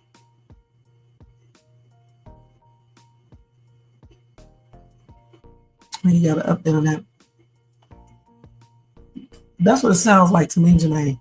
It sounds like, before we go over there to the Texas flood, it sounds like they are trying to punish him for the domestic violence against Cassie more than anything, and which, that's why she should have filed charges a long time ago, so he could have, received proper punishment. I don't think it's right for them to be using that though now when his case isn't domestic violence. Okay, it's the transportation for the P word, and then they was trying to get him on the other stuff, and those didn't stick. So I don't think it's, they should be using, I don't think they should be like secretly charging him and making him pay for the domestic violence, because the statute of limitation is over for that. And like I said before, I think Cassie and Jane Doe should have filed charges right before the statutes of limitation went out, point blank. It's crazy. Right, that's the only thing he's been charged with, and they acting like, man, these people talking a lot of stuff like they know this man, but yet you don't hear the same energy for other stars and celebs, you know what I'm saying, who have committed basically similar things, if not the same. It's crazy. It's very weird, and now I'm beginning to think that the judge is going to give him at least 5 years, if not more. Let's keep it real. He can get 10 for each offense. So I don't know which way this will go. I don't know why Attorney Agnafilo requested more time, and then he canceled that request and said we'll just take the October deadline instead. Go back to that. I don't know why they did all of that. It's weird. Very strange, the whole entire thing.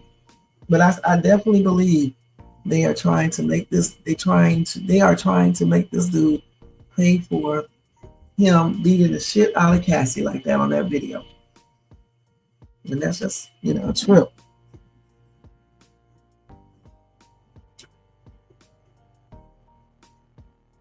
But anyway, we're gonna move on to the Texas thing real quick, and then we're gonna be out of here. Okay, so the update with the Texas flood is that more than 160 people are still missing. Okay. And over the weekend, the flash flood unalive over 100 people.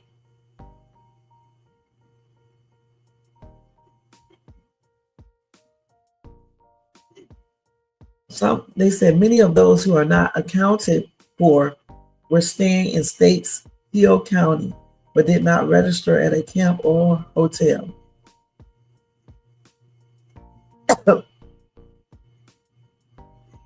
So the lowlands along the Guadalupe River in central Texas, that's where all the young camps and campgrounds were. Okay, so it's very populated around this time. And so they said that makes it hard to find missing people.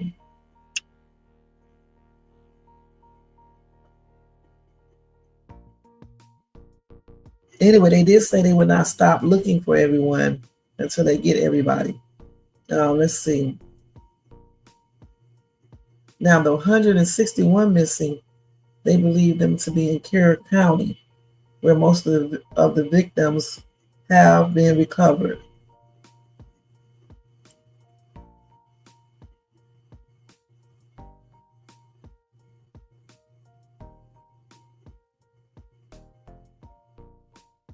Let's see.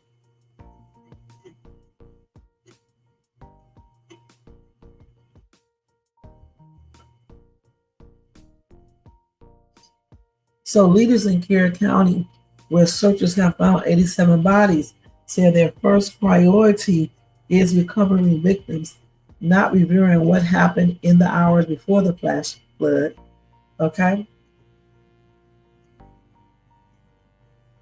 He said right now the team is up here and they are focusing on bringing people home.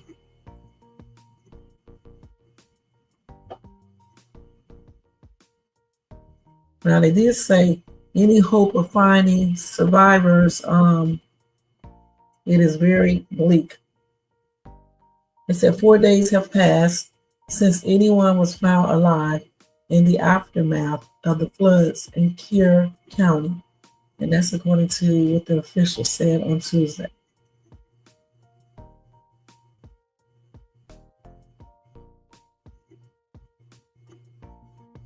Let's see what they got here.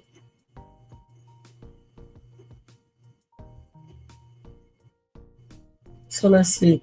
So this is they're telling us now how Camp Mystic looked after the flood. So they said that outside of the cabins where the girls had slept, mud splattered blankets and pillows were scattered on a grassy hill that slopes toward the river. Also in the debris were pink and purple and blue luggage decorated with stickers. So among those who passed on, they had a little girl who loved pink sparkles and bows in her hair, and then a 19-year-old counselor who enjoyed mentoring young girls, and the camp's 75-year-old director. As we know now that the flash floods erupted before daybreak Friday after massive rains sent water speeding down hills into the Guadalupe River, causing it to rise 26 feet or 8 meters in less than an hour. The wall of water overwhelmed people in cabins, tents, and trailers along the river's edge, pulling them into the water. Some survivors were found clinging to trees. Some campers had to swim out of the cabin windows to safety, while others held onto a rope as they made their way to higher ground. Okay? Now they was asking, did they give out warnings?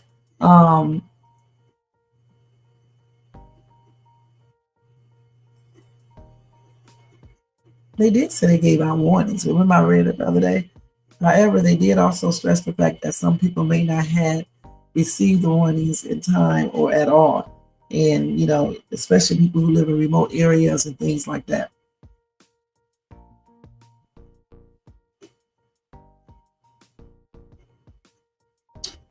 Now, they're giving contradictory stories. Here in Carroll County, they said that Judge Rob Kelly, the county's chief elected official, said in the hours after the devastation that the county does not have a warning system.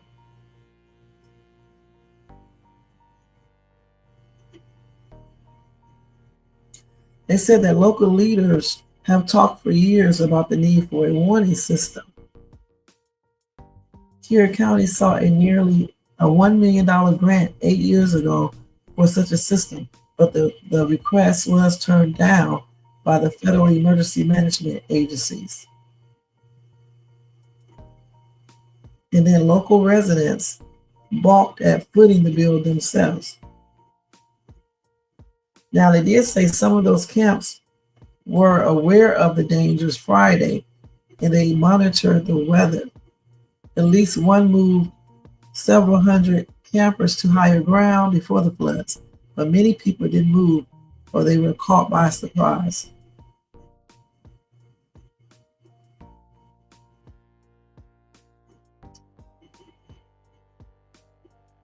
Yeah, I'm gonna let y'all see this video of this lady trying to escape. And again, my prayers are stretched out to everybody, all of the victims, everybody who, you know, who was affected by this flood, okay? And my condolences are expressed out to everybody who lost loved ones in the flood. And my prayers are with all of them. All right, so let me go ahead and show y'all the video. Hold on, let me mute that music real quick. That's it. That's great. So where is it? I think it's right here.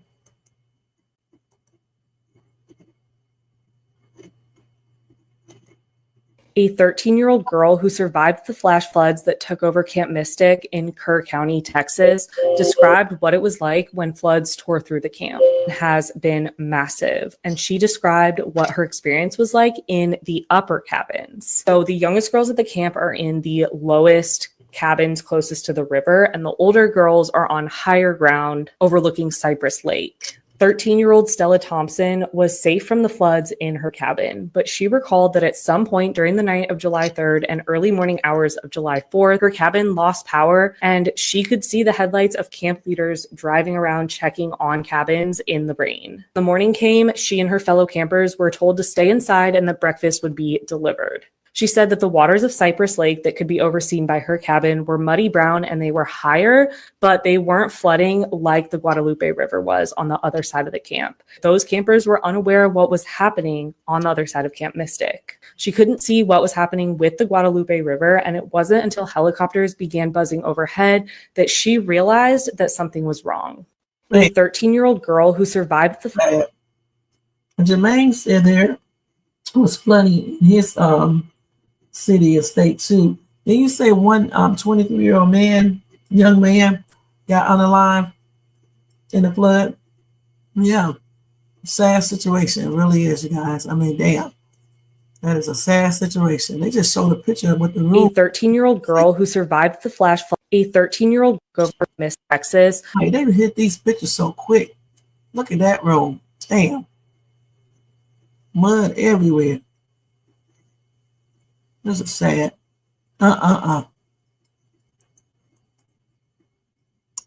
Let's see what else we got over here.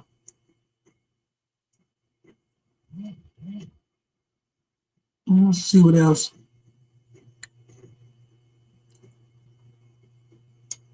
Didn't have anything on the flood. Let me see Texas flood real quick. Let's see if we can get any more pictures on that real quick.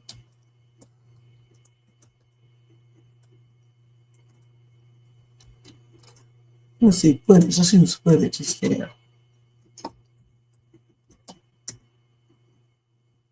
Now you came back in here and lay down, huh? Let's see. Is this the one right here? Yeah, here's the one right here. Let's look at this. Damn.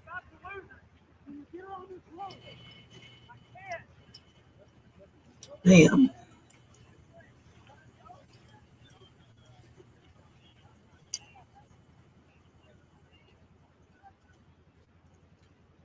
You said about the loser.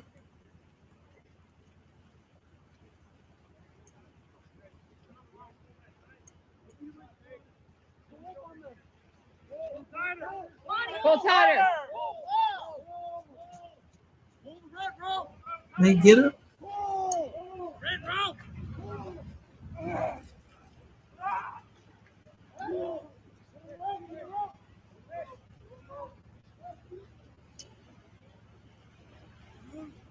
Yeah, that's sad, y'all. Damn, look at all that damn water. Damn, she going down many times. She gonna have to...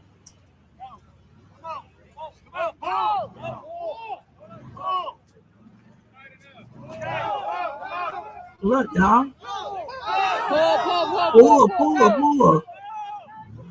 That water, man. Dang.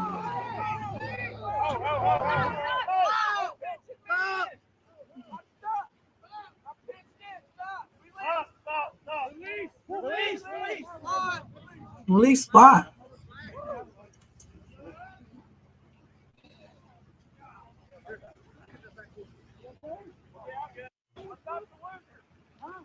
So I'm guessing they got her out. Let me see what they saying over here. Wait, I'm trying to stop the damn video. This stuff don't be working. Okay, they said this lady said that's my mom. They rescued. She's 71, had a stroke a few years ago, so limited mobility on her right side, and she can't swim. She was in the water for 2 hours. Damn. We are beyond grateful to those heroes. God bless everyone affected by the Texas flood. Damn. And that's the person that this is my husband. Okay. Yeah, somebody said the amount of energy it took to save her is quite eye-opening. Thank you to all who acted as heroes. Yeah, it seems like it was really hard. You know, that water is so damn heavy. Happy Saturday, y'all. Oh my God. It is flooded out here in Central Texas. We just got a notice that we need to evacuate. Now, those of y'all that follow me, y'all know that I come out here on my patio often and I show you where the deer and stuff are down there. Damn. That's when they was out there before that. But this is a river. We live in between two rivers, and this river is flooded. That is high. Like normally, I want to say that this is probably a good 12 feet above ground or more. Damn. Thankfully, we up here on the second floor, but the rain is continuing to come. It's supposed to rain all day, and it's getting pretty crazy. We are getting flooded out. I'm talking about seriously. It is bad. Look at that. The flooding is flooding, River. and it ain't nothing to play with. It sure isn't. That's what it was looking like on a normal day, and now look at it. All that damn water.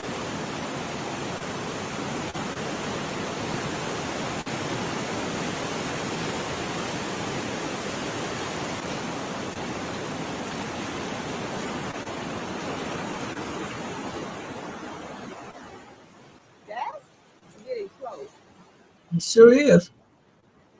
Over here it's okay, but it's a matter of time. I ain't taking no chances with it.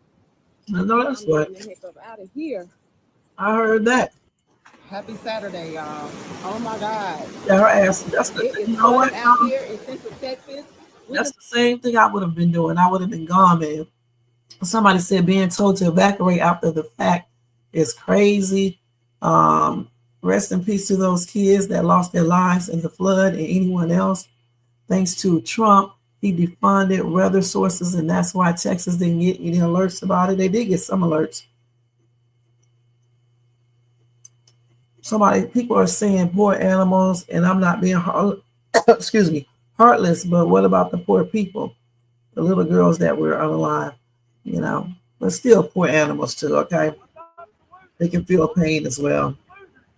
Many of the dramatic moments from the historic floods were captured in haunting videos, including this woman carried 20 miles in raging floodwaters, ends up clutching to a tree. Now, Jim Murray can reveal who that woman is. Help is coming! A woman clings to a tree. Her clothes have been ripped from her body. Damn. We now know who she is. Her name is Devin Smith. She's 22. She was swept 20 miles downriver, over dams and under bridges, and clung to the tree for over an hour before she was rescued. I was hollering across the river. She saw me. Carl Jeter shot the video that's being seen around the world. Was she dodging debris and objects on her 20-mile journey? It must have been harrowing. Oh, yeah. She told of RVs that would pass her by, vehicles, refrigerators. 4 of her family members have been found dead. A 5th is still missing. Many of the dramatic moments from the historic floods were captured in haunting videos, including this woman carrying. She holding on to that tree.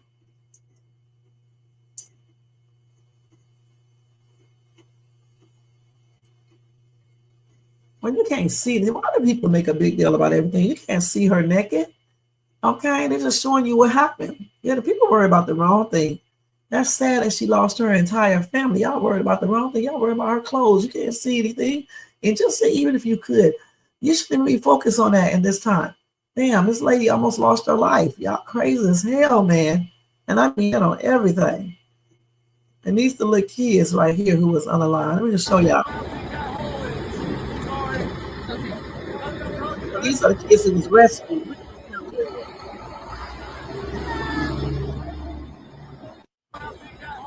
That's sad.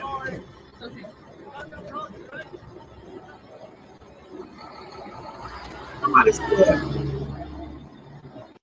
Parents knew, I knew, every adult in the area knew that the river historically floods, but the parents still sent their children down to the river's edge.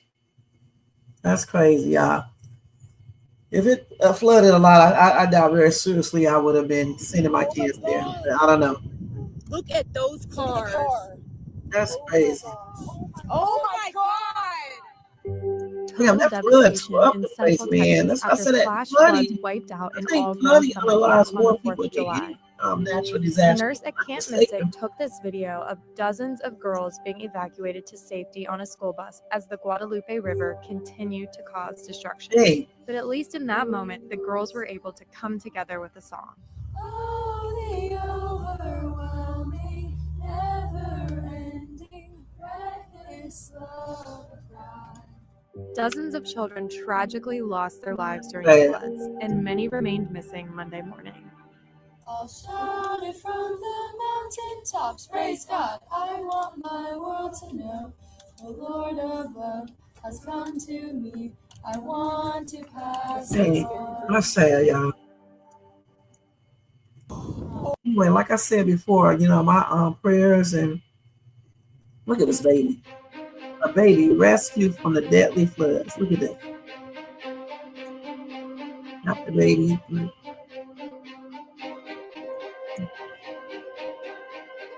That's sad.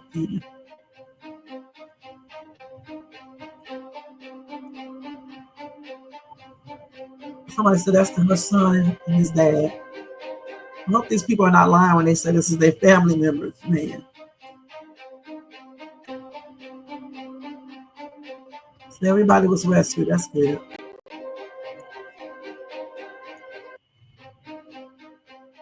That's good. Okay. But anyway, like I said, my prayers and my prayers are expressed out to everybody. My condolences as well. It's a shame. It's a sad situation. But I do hope that they, implement a better warning system, and definitely for camps and things like that, because, not allowing the kids to have their cell phones, I think that's a big mistake, because if everybody got their cell phones, you can hear a warning go off on it, if they get signal out there. And then, like, sometimes even when some people don't get signal, it's always that one phone or two phones that signal will come through on. So I think that they should allow cell phones at camps and stuff. They just don't need to have them, be using them and things like that. Just keep them on vibration, but don't be on them personally. And so in case of another weather event, they can get the alert warnings. And then they need to implement other things as well, for people to, get warned about these storms coming, these disasters coming before they, get there, so people can have enough time to get away. Because looking at all this water like this, I mean, you really, if you stay there to the last minute, you really, truly don't even have enough time to get out. That water is like what? Look how the cars was carried away. Whole cars been carried away, trees being knocked down, houses, everything. I mean, it's a lot. Look at the water coming in over here. Look at this. What? Where's that? Look at all that.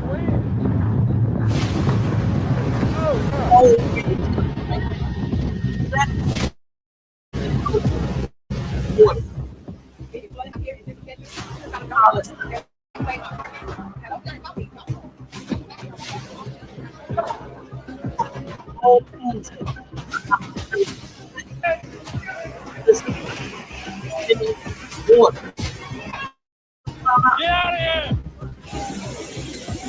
out of here! Jim was able to get his truck down. Call it.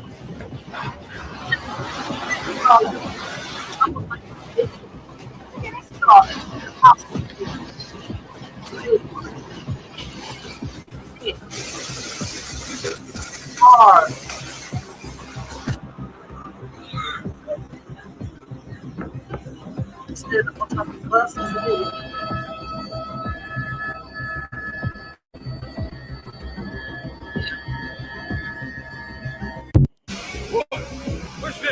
The Floods do not be playing around, guys. Damn, that was devastating, and I mean that on everything. You know what I'm saying? So again, my prayers are expressed out to all of the victims, people who was affected. You know about in this flood. You know, people who lost loved ones. My condolences are expressed out to them in my prayers. And it's just a sad situation, man. I just wish again that everybody would have gotten the alert and had enough time to leave and stuff. For real. And that's why you should never turn your phone completely off and no vibration or anything, because you know you want to make sure you get those alerts and stuff when they come in. Damn. Then you talking about that lady, yeah, because she couldn't move around. Then, you know, her body was probably heavier than fighting that water, at least trying to. Shit, that's difficult for real. All right. And so the dude that got swept away where it was flooding there where you live at, Jermaine, yeah, he was swept. It swept his car off of a bridge, and they found him in his car, unalive, 23 years old. We think he got through the first part because, like, it was what did you say, Jermaine? It was like a river or something. He got through that one, and the second one is probably where he could not get through. That's a sad situation. Only 23 years old. So my condolences are expressed out to his family as well, his friends and things like that.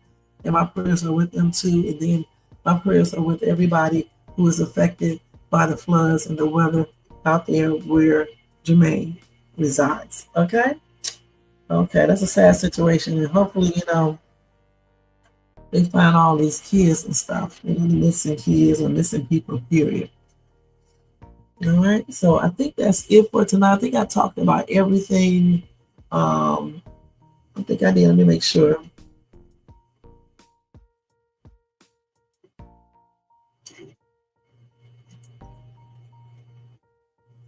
Yeah, I think that's it. I think I covered everything. Okay. So anyway, guys, thank you so much for listening in tonight. And I appreciate you guys. Don't forget to thumbs up this video if you enjoyed this content. Also, if you are not subscribed to the channel, please subscribe below and hit that bell notifications so you can be notified of any upcoming videos. And make sure you share and leave a comment. Hold on for 1 second, y'all. Let me do something real quick. Hold on for 1 second.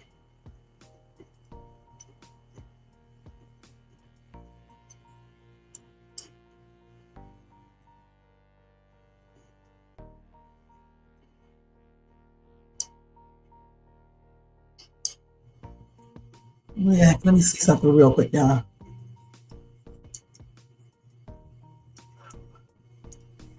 And y'all, don't forget, if you want to do additional support for the channel, you can do a super sticker, super chat, or a membership for $4.99 per month, or you can do a Cash App donation to $Shades too.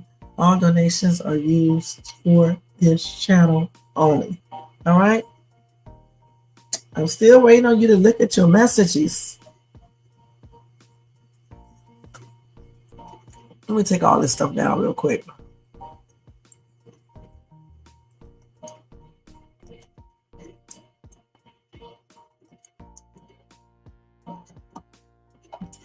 So yeah, I was trying to ask somebody a question, but they're taking all day to look at their messages.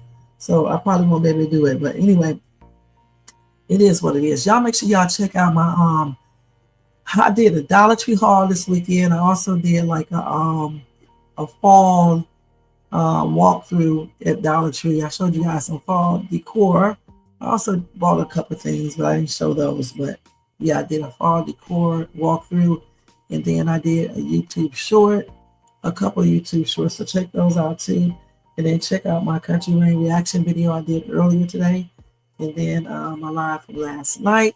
Check all of those videos out, guys. All right, and check out everything that I put up.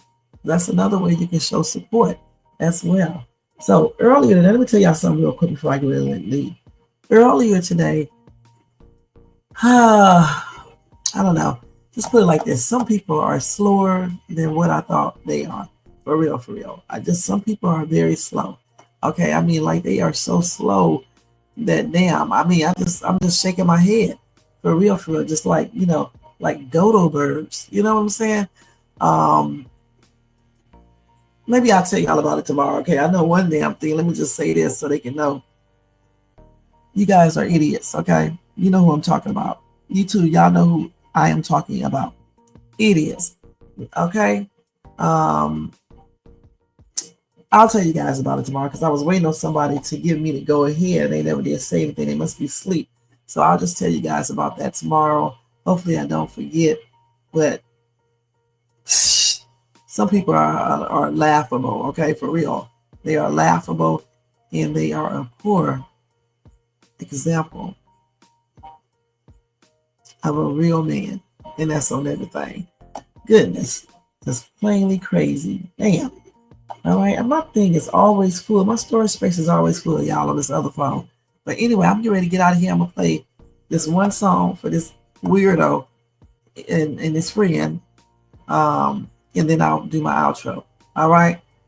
It never ends, you guys. It never stops. It never stops, you guys. It never stops.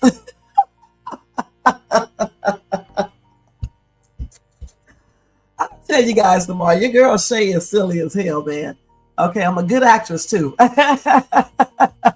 Wait, I want to tell y'all real quick. It's so funny. So earlier, I was minding my business like always, getting ready to go into Five and Below to see what they had in there. Then I get a phone call, right? So when I answer the phone, I was like, you know what? Let me go ahead and have some fun. So I sit up here and I change my voice. I'll be like, yo, what's up? What's up? What's up? Okay, I do that type of voice. You know what I'm saying? Then I say that I'm my soon to be ex.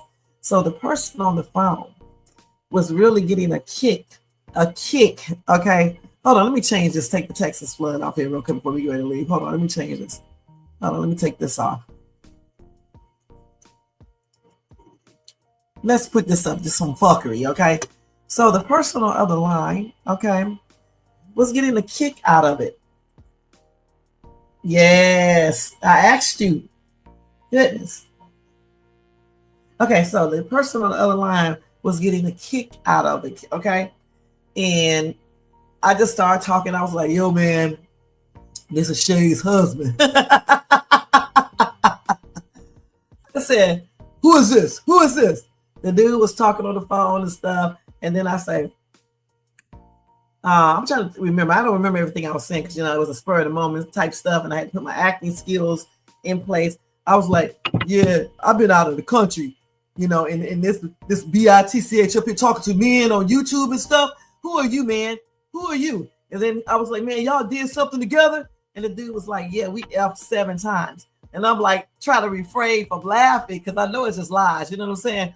And, I had to play it off. I had to put my acting skills in use. And I was like, 7 times? And I was like, who is this other nig? Who is this other nig? I didn't say nig. I said the other word. And then he was like, call the dude. He said his name, but he said it in a Lord, what is it? Not the long vowel sound. He said it in the short vowel sound way. So his name would be pronounced differently. And so I just went on and repeated the name the way he said it. So then you can hear him almost laughing. And then I'm about to laugh, but I, obviously played it off and I was like, yo, man, you tell that nigga that I'm gonna beat his ass and I'm gonna beat your ass too. Okay? Because I don't play all that type of stuff, man. And then he was like, I'm gonna come over. I said, no, man, how about we meet up, man? And I was like, where you at? He was like, I'm in Pasadena. I said, well, man, you in the Dina? You in the Dina, man? Because I can head on up there right now. Give me your Addy, man. Drop your Addy. I'll come out there right now, man. I'm not like for real. I'll come out there right now. And he was like, I said, is the other dude out here too? He was like, yeah, he out here in Pasadena too. I said, yeah, man, what's the Addy, man? Drop the daggone address. so I can come out there, man. At first I wasn't saying that. I forgot what he said because I had said that I'm gonna pop my wife in her mouth, and he was like, man, don't hit her and stuff. I said, no, man, I'm gonna pop her in her mouth because I'm gonna show her what's up. I don't play that cheating shit, man. And then I was like, man, he said, I thought she was separated. I said, no, we ain't separated. I said, we still together. I was out in the country for all this time, and she out here talking to ends on YouTube and stuff and everything. And the dude was laughing so hard, y'all. He even went on the dude's channel and told he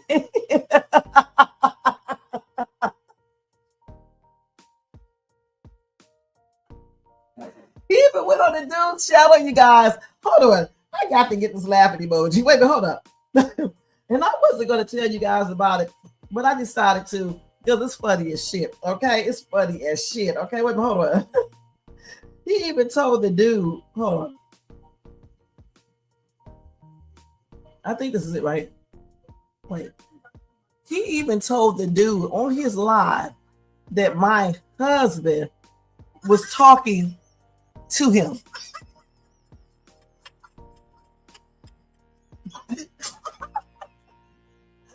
And he said, you guys, that my husband said that he was gonna, he said, she told us that she was separated, but she's not separated. She's still married, man. Her husband said he's gonna beat her butt and things like that. And I was like, no, don't do all that. He crazy, man. He was going all crazy on the phone and stuff. And the other dude tried to act like he was all tough, talking about he's a Marine, I'm a Marine. So if he come up to me, I'm not gonna trip out on the boy, however the fuck he be talking. But if he do something, I'ma handle it or some bull crap he was saying. And the other dude was laughing and shit. They was getting their kicks off. I'm sitting up here cracking up. I'm cracking up, you guys. So I'm saying these are some clowns. The first thing is this right here. My soon-to-be ex would never be on the phone talking to either one of them. All right? That's the first thing. Secondly, I am actually separated, so I don't play games like that. And he knows all about the other dude. All right? He knows about him. All right? He knew that I talked to him and things like that. I mean, he knew all about him because I was telling him, because we're not together. Why would he be on my phone talking to some Negro about me and saying that he's going to hit me? My husband never put his hands on me. He don't fight women. Okay, let's apply to that. I don't put my hands on him. And when we were together, I never cheated and he didn't either. Okay?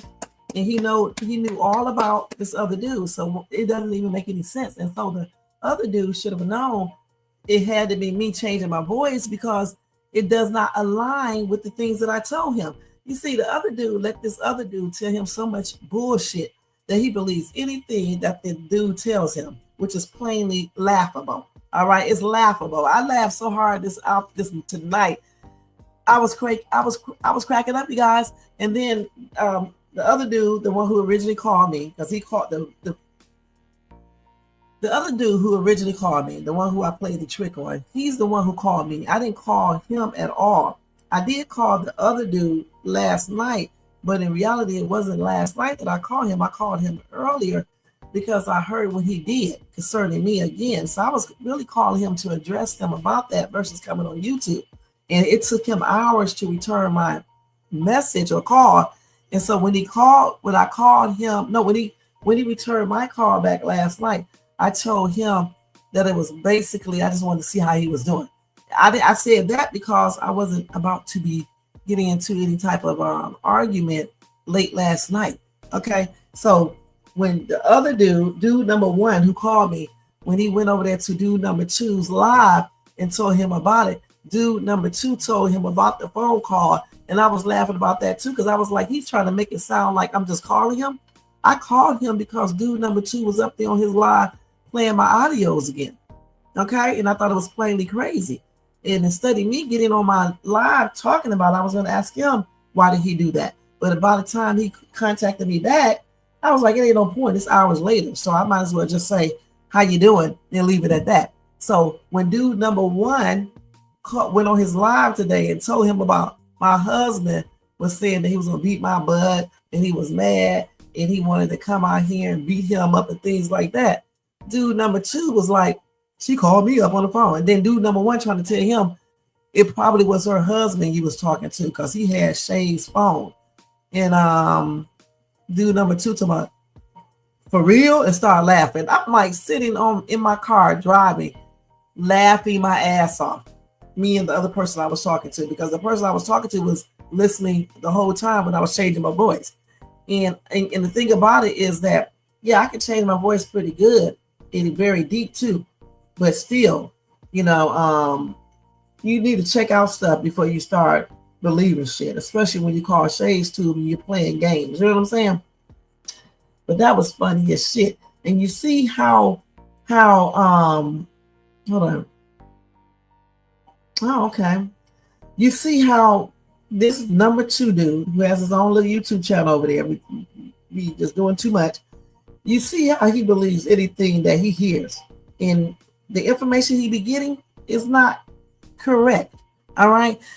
Dude number 1 told myself, who he thought I was my husband, he told me that your wife is on OnlyFans and that I effed him 7 times. I'm like laughing.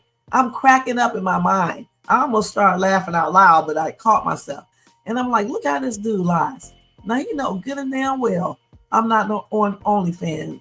If I was, a lot of things would be taken care of that I need to take care of. All right. And I damn sure ain't never met him or never did anything with him. So I don't even know why he believed that was a dude talking to him, because the way I reacted was crazy. Because I was like, man, she F you, man. You know, didn't ask for no type of proof or anything. I just started reacting to all of that because I knew he was gonna be a typical. You know what I'm saying? Just like dude number 2, typical. You know what I'm saying? Tony, I was like, yo, man, what's up, man? What's up? I was like, man, what you talking about, man? Yeah, this is the husband, man. I'm back in town now. I was out of the country. You mean to tell me this beat was out here talking to all these niggas? Man, I'm gonna beat her ass when I see her. That's what I said, just like that, Tony, but a little bit deeper. And this dude on the phone just laughing, trying to feed so-called husband all these lies and stuff. And they gonna say to the husband, don't hit her. I'm gonna call the police. I said, man, if you call the police, I think I texted, if you call the police, I forgot what I said on that one. And I was like, I'm going to do something to her or something like that. You know, it was funny to me, man. I was like laughing my ass off tonight and stuff. So all I got to say is, dude number 2, you believe every damn thing you hear this dude tell you, and you are stupid for that one. He be lying, and I can't believe how you be falling for that bullshit this dude be telling you. You're straight up hella weird. All right. First of all, I don't play games like that. If I say I'm separated, I'm separated. Okay, point blank. Secondly, my soon-to-be ex does not play little silly games like that. He's not a kid, so he does not play games like that. And let me stress this again. He has never put his hands on me. He certainly has never called me a bitch. All the years we have known each other, since 1997, this dude has never called me a bitch or put his hands on me or anything. So, you know, dude number 2, you should have known that was a lie in the first place, that it had to be Shay playing games, period. You should have known that, silly ass. You should have known that. You know I know how to change my voice anyway. Why didn't you tell that boy that that's probably her? You sitting up on your channel laughing, talking about what you would do, and like I'm running behind you. Boy, I don't call you. So why do you say that? The only time I call you is when you get up on your channel playing my stuff or other things. That's it. So I mean, this was a joke for me tonight.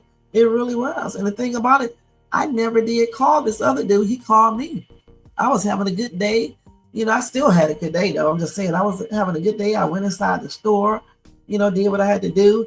And at the same time, before I went in the store, I had to change my voice. At first I was inside my car. Then I got out of my car, and then I was outside the car changing my voice, talking like a dude.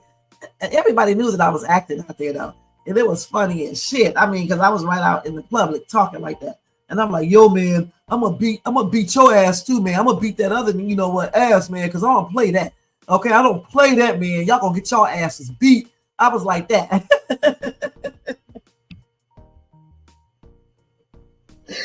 I was saying, what's your addy, man? What's your addy, man? Where you live at, man?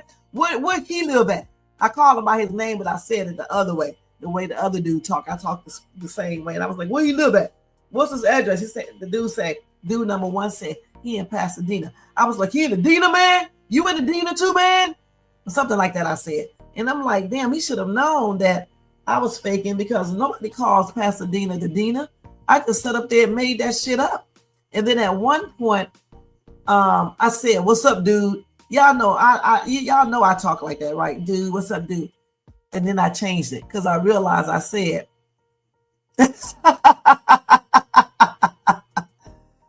my gosh.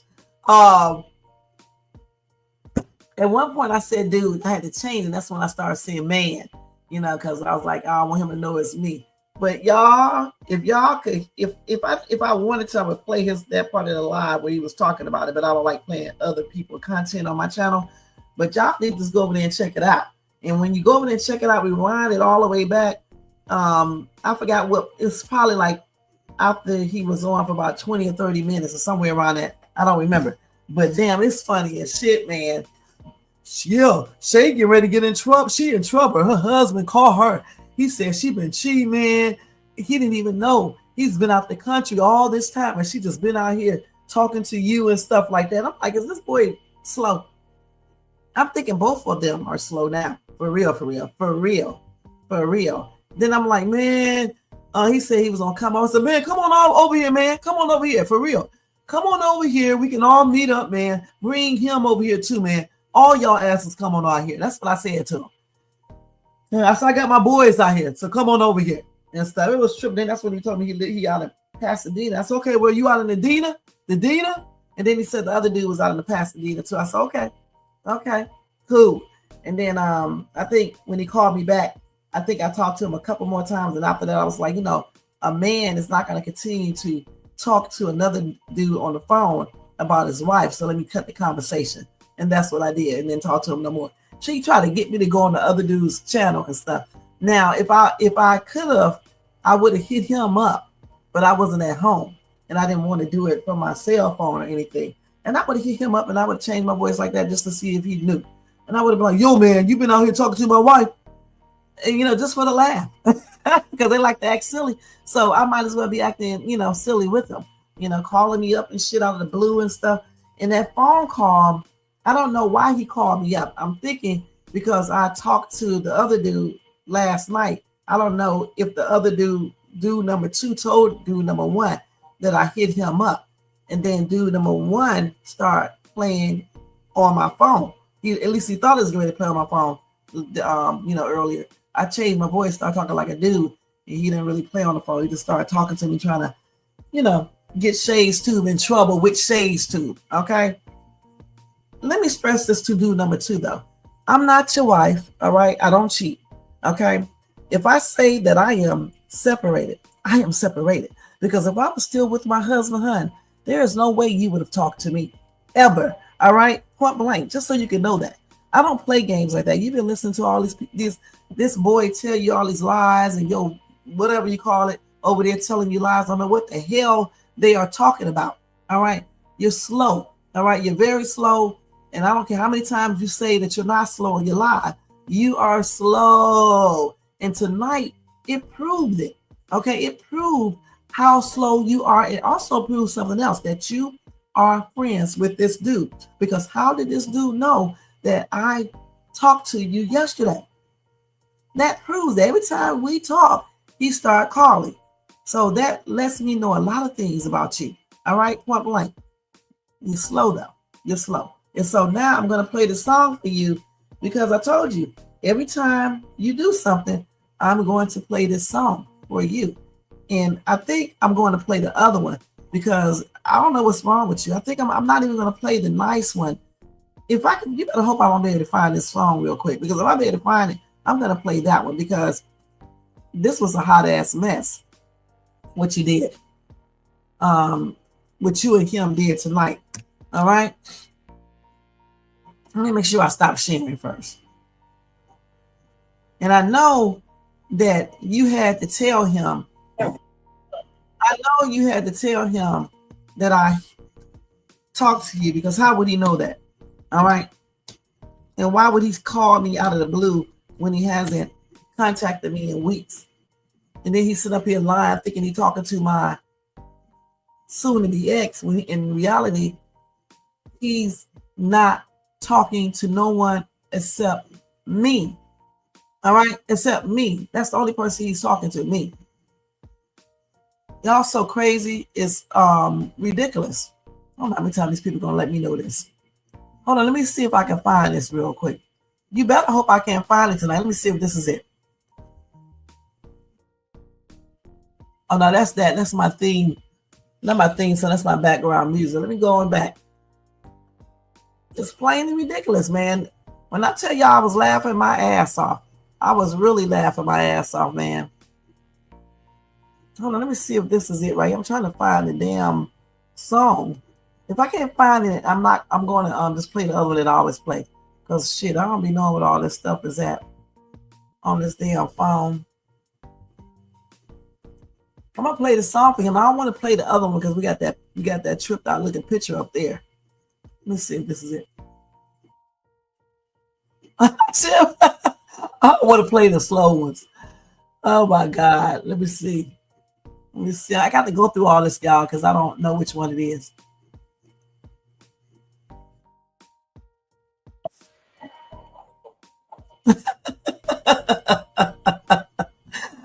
Oh my gosh. These souls are a trip. Hold on, I'm trying to find out what did we do with all these damn songs. I think it may, I know it's not this one. Let me see. We can do this one. We can do this one. I think we can do this one. I don't have to find the other one because the other one is a little bit too rough. So I think I'm going to do this one. We'll do this one for him. Him and his boy playing on the phone and shit, playing games and got their ass. Listen, y'all, they got their ass squashed again. Another trickery by Shades, too. Oh,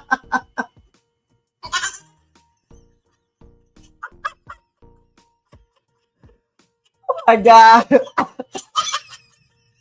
Hey, yo, Riz, thank you so much for coming in tonight.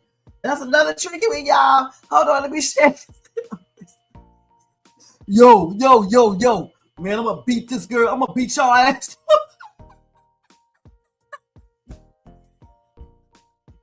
I'm gonna beat her ass, man. She knows she better not be playing around on me, man. I've been out the country, man, and this B out here playing around talking to niggas on YouTube. Some YouTube niggas.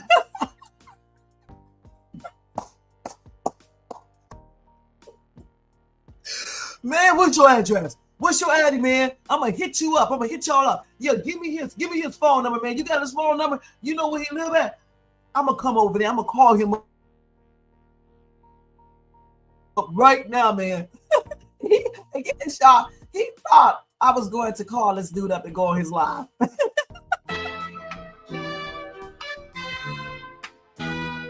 You a broke boy parading in a fake man suit, claim you rich, but you broadcasting from your sister's room. Foreclosed, evicted, embarrassed, and dissed. Now you live stream sadness with a Cash App twist. Used to brag like a mogul, now you beg like a simp. All that flexing online, but your hustle limp.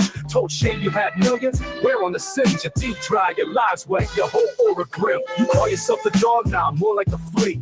Crawling in comments while begging for a fee. Ratchet don't want you, Shane curved you with grace. Now you obsessed, pressing live with that crust on your face. Your mind ain't loyal, K. Marie just clocking. As long as the money talking, she keep fake rocking. But you broke now, so that ship sailed fast. She just another scammer watching dumb dudes crash. You call her a queen, you a donor, not a king. You pay for her silence, she just goes through the stream. She laugh at your pain, she mute while you rage, but still take that tip while you cry on stage. Enter rain, that's your hype man clown, feeding you fake wins while he laugh in town. You think that's support? Nah, that's a joke. The gate best you with lies and a follow coat. You surround yourself with yes men and paid mods, while real ones drag your name through God's blogs. You ain't built for this. No spine, no heart, just a grown-ass boy. What? Let me do it over again, y'all. This video, wait, hold on. Let me do it again. Hold on. Chase too so damn silly, y'all. Wait, but hold up. Wait, we gotta do it one more time. My God, this boy is so damn dumb.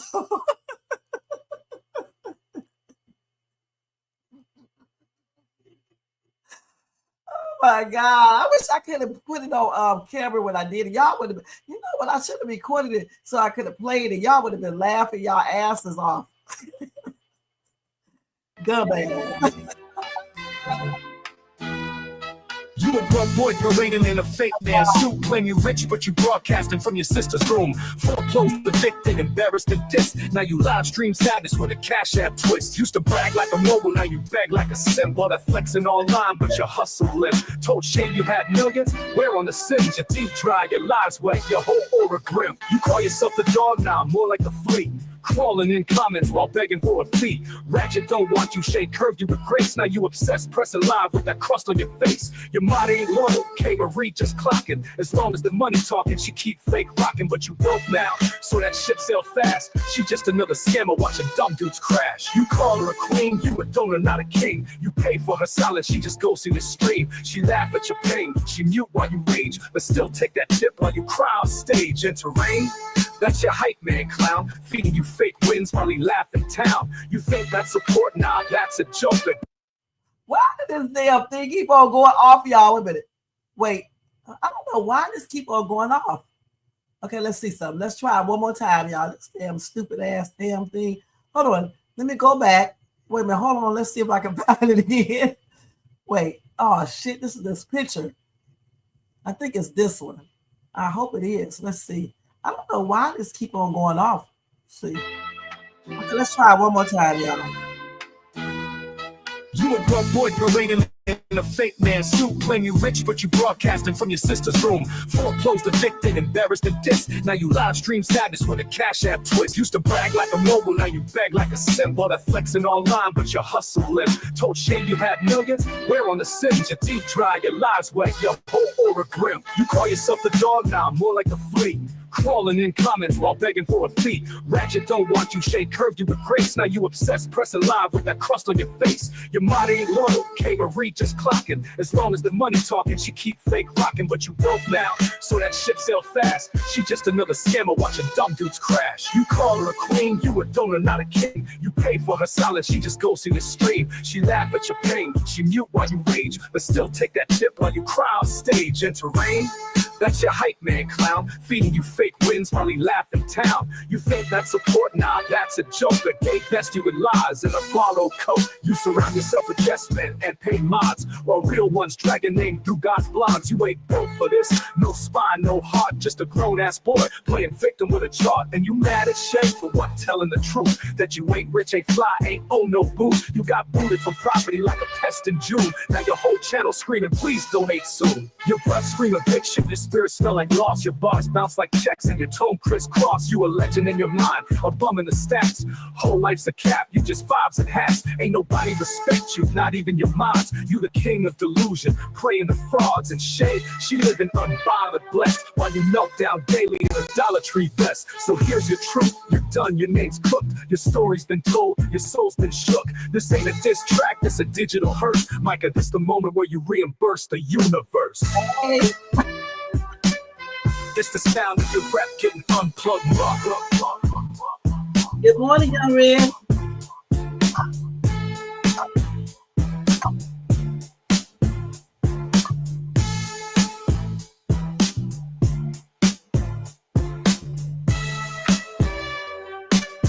It's the sound of your rap getting unplugged.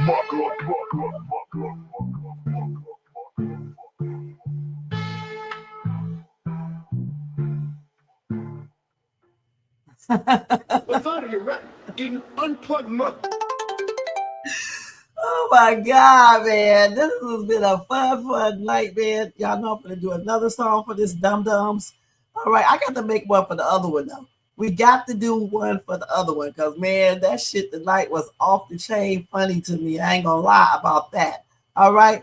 So y'all know I'm getting ready to do another song. This is Shay's husband on the down low. I'm about to drop another song, y'all. And this is me doing this song right here. Check it out. Nothing. Yeah, it's real clear now. Yeah, Micah say I'm the dog, but you bark for clout. Tail wagging on live, just running your mouth. I don't know nothing. Yeah, that much true. Brain offline every time you hit new. Trying to act slick, but you goofy as hell. Got slogans on loop like a broken spell. Repetitive content, you say it with pride. But bro, no bark, no bite, just hide. You the dog, more like a flea. Jump on trends, then beg for a seat. I don't know nothing. Clearly, bruh, that's your whole brand and your whole shtick, huh? Dog with a mic, but no real sound. Loud online, but quiet when found. Your subs just scroll, your views decay. Whole channel look like a throwaway. Micah in the vids like, look at me cook. But it's burnt ass takes and recycled hooks. Trying to be funny, but it's awkward and dry. That dog act tired, go lay down and cry. You make 10 vids off one small clip, stretch nothing for minutes, man, that ain't it. You say I'm the dog, yeah, mud on a leash. Pacing in circles, praying for peace.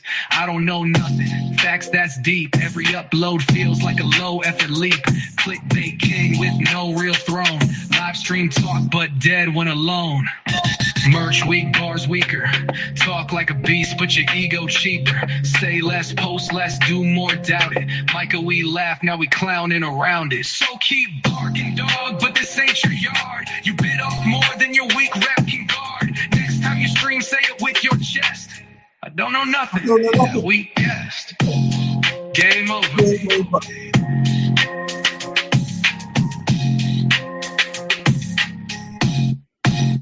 Yeah, we guessed.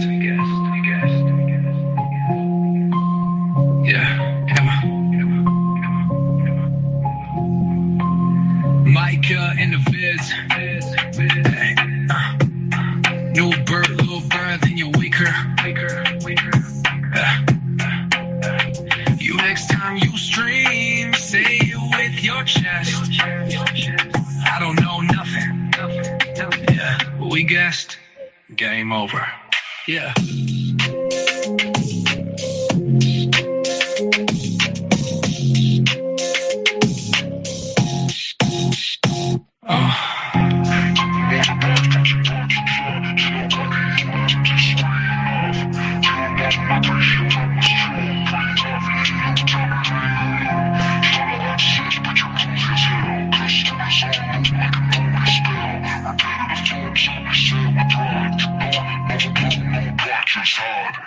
You the dog, more like the flea. Jump on trends, then beg for a seat. I don't know nothing. Clearly, bro, that's your whole brand and your whole shtick, huh? Dog with a mic, but no real sound. Loud online, but quiet when found. Your subs just scroll, your views decay. Whole channel look like a throwaway. Mike got in the viv. Look, grind your grind and your weak rap. Yeah. Next time you stream, say it with your chest. I don't know nothing. Yeah, we guessed. All right, y'all. All right. So, like I said, those was for him and the other dude. Look, wait a minute, hold on. Stooge number 1 and Stooge number 2. Those songs are for both of you guys because tonight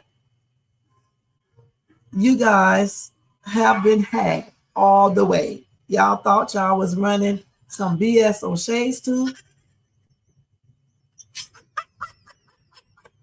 And you two are the ones that were played tonight. All right. And every time y'all do stupid stuff, I'm going to come back with something new for you guys. All right. Every time.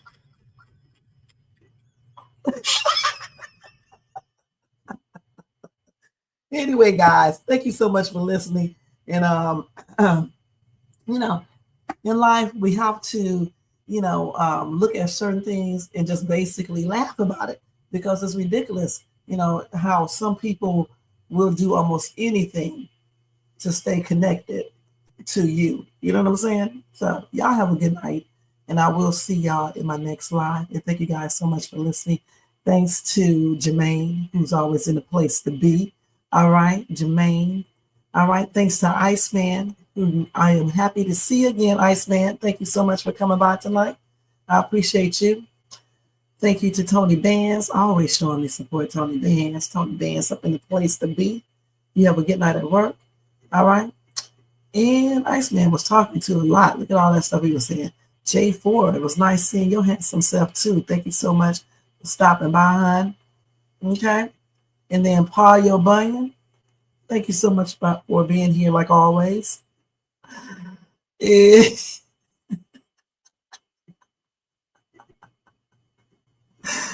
Oh, some people think people are so slow when in reality, we are not slow.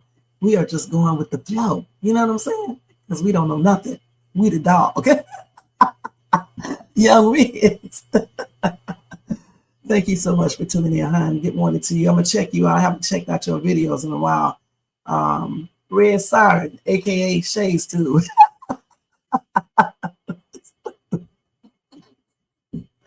Thanks to everybody in the bushes and everybody who watches this in the replay. I appreciate each and every one of you guys. I'm about to play my outro. I'm about to be out of here so I get ready to go take a shower and get ready for bed. It was fun tonight, y'all. And I'll see y'all tomorrow, okay, with another breaking news and other stuff. All right. Good night, y'all. Have a good night. Thanks, Jermaine. Jermaine. Thank you, Tony Bands. Oh my gosh. Let me take these things down. Y'all know what I got done. I got to put the other stuff up here now. Y'all know how I do this.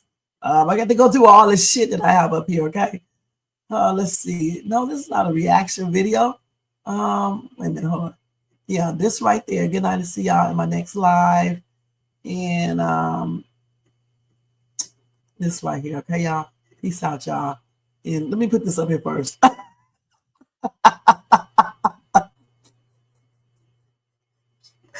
Oh my God, man. Some people you don't need to even argue with anymore. You just do shit to get on their nerves. You know what I'm saying? They try to play it off, but you know, deep down inside, it be affecting them, okay? I can't believe they thought that was my husband.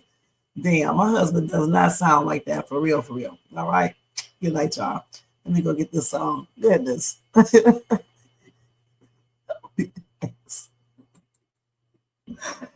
night, y'all. Yo. Turn the lights down low and the drama up. She's late, she's loud, and she live. Woo! You already know who it is. Shades 2, baby. She back again.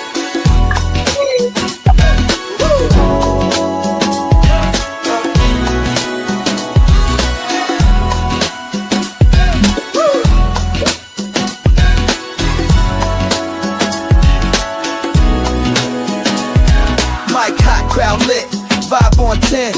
Shay walk in like we back again.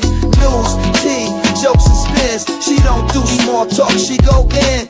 From the headlines to the comment section, she call names with no correction. You tuned in, don't act brand new. It's late night, baby, she got that view. She say what she want and laughs all day. Look on Shay's tube, press replay. You thought I lacked game, back again. It's a late night with Shay. She say what she want and laughs all day. Look on Shay's tube, press replay. You thought I left, nah, I'm back again. Popcorn ready, wig on alert. She dropped one line and somebody hurt. Talk show queen with a side of roast. She run this thing from coast to coast. Late on purpose, still on time. She hit you with shade, then call it a rhyme. Talk smart, talk slick, talk flame. Say the name right, yeah, late night with Shay. She say what she want and laughs all day. Look on Shay's tube, press replay. You thought I left, nah, I'm back again. She say what she want and laughs all day. Look on Shay's tube, press replay. You thought I left, nah, I'm back again. That's right. News, drama, laughs, whatever else you feel like. One mic, one queen. Late night with Shay. Shay's too. She back again. It's late night with Shay. Yeah, she say what she want and laughs all day. Live on Shay's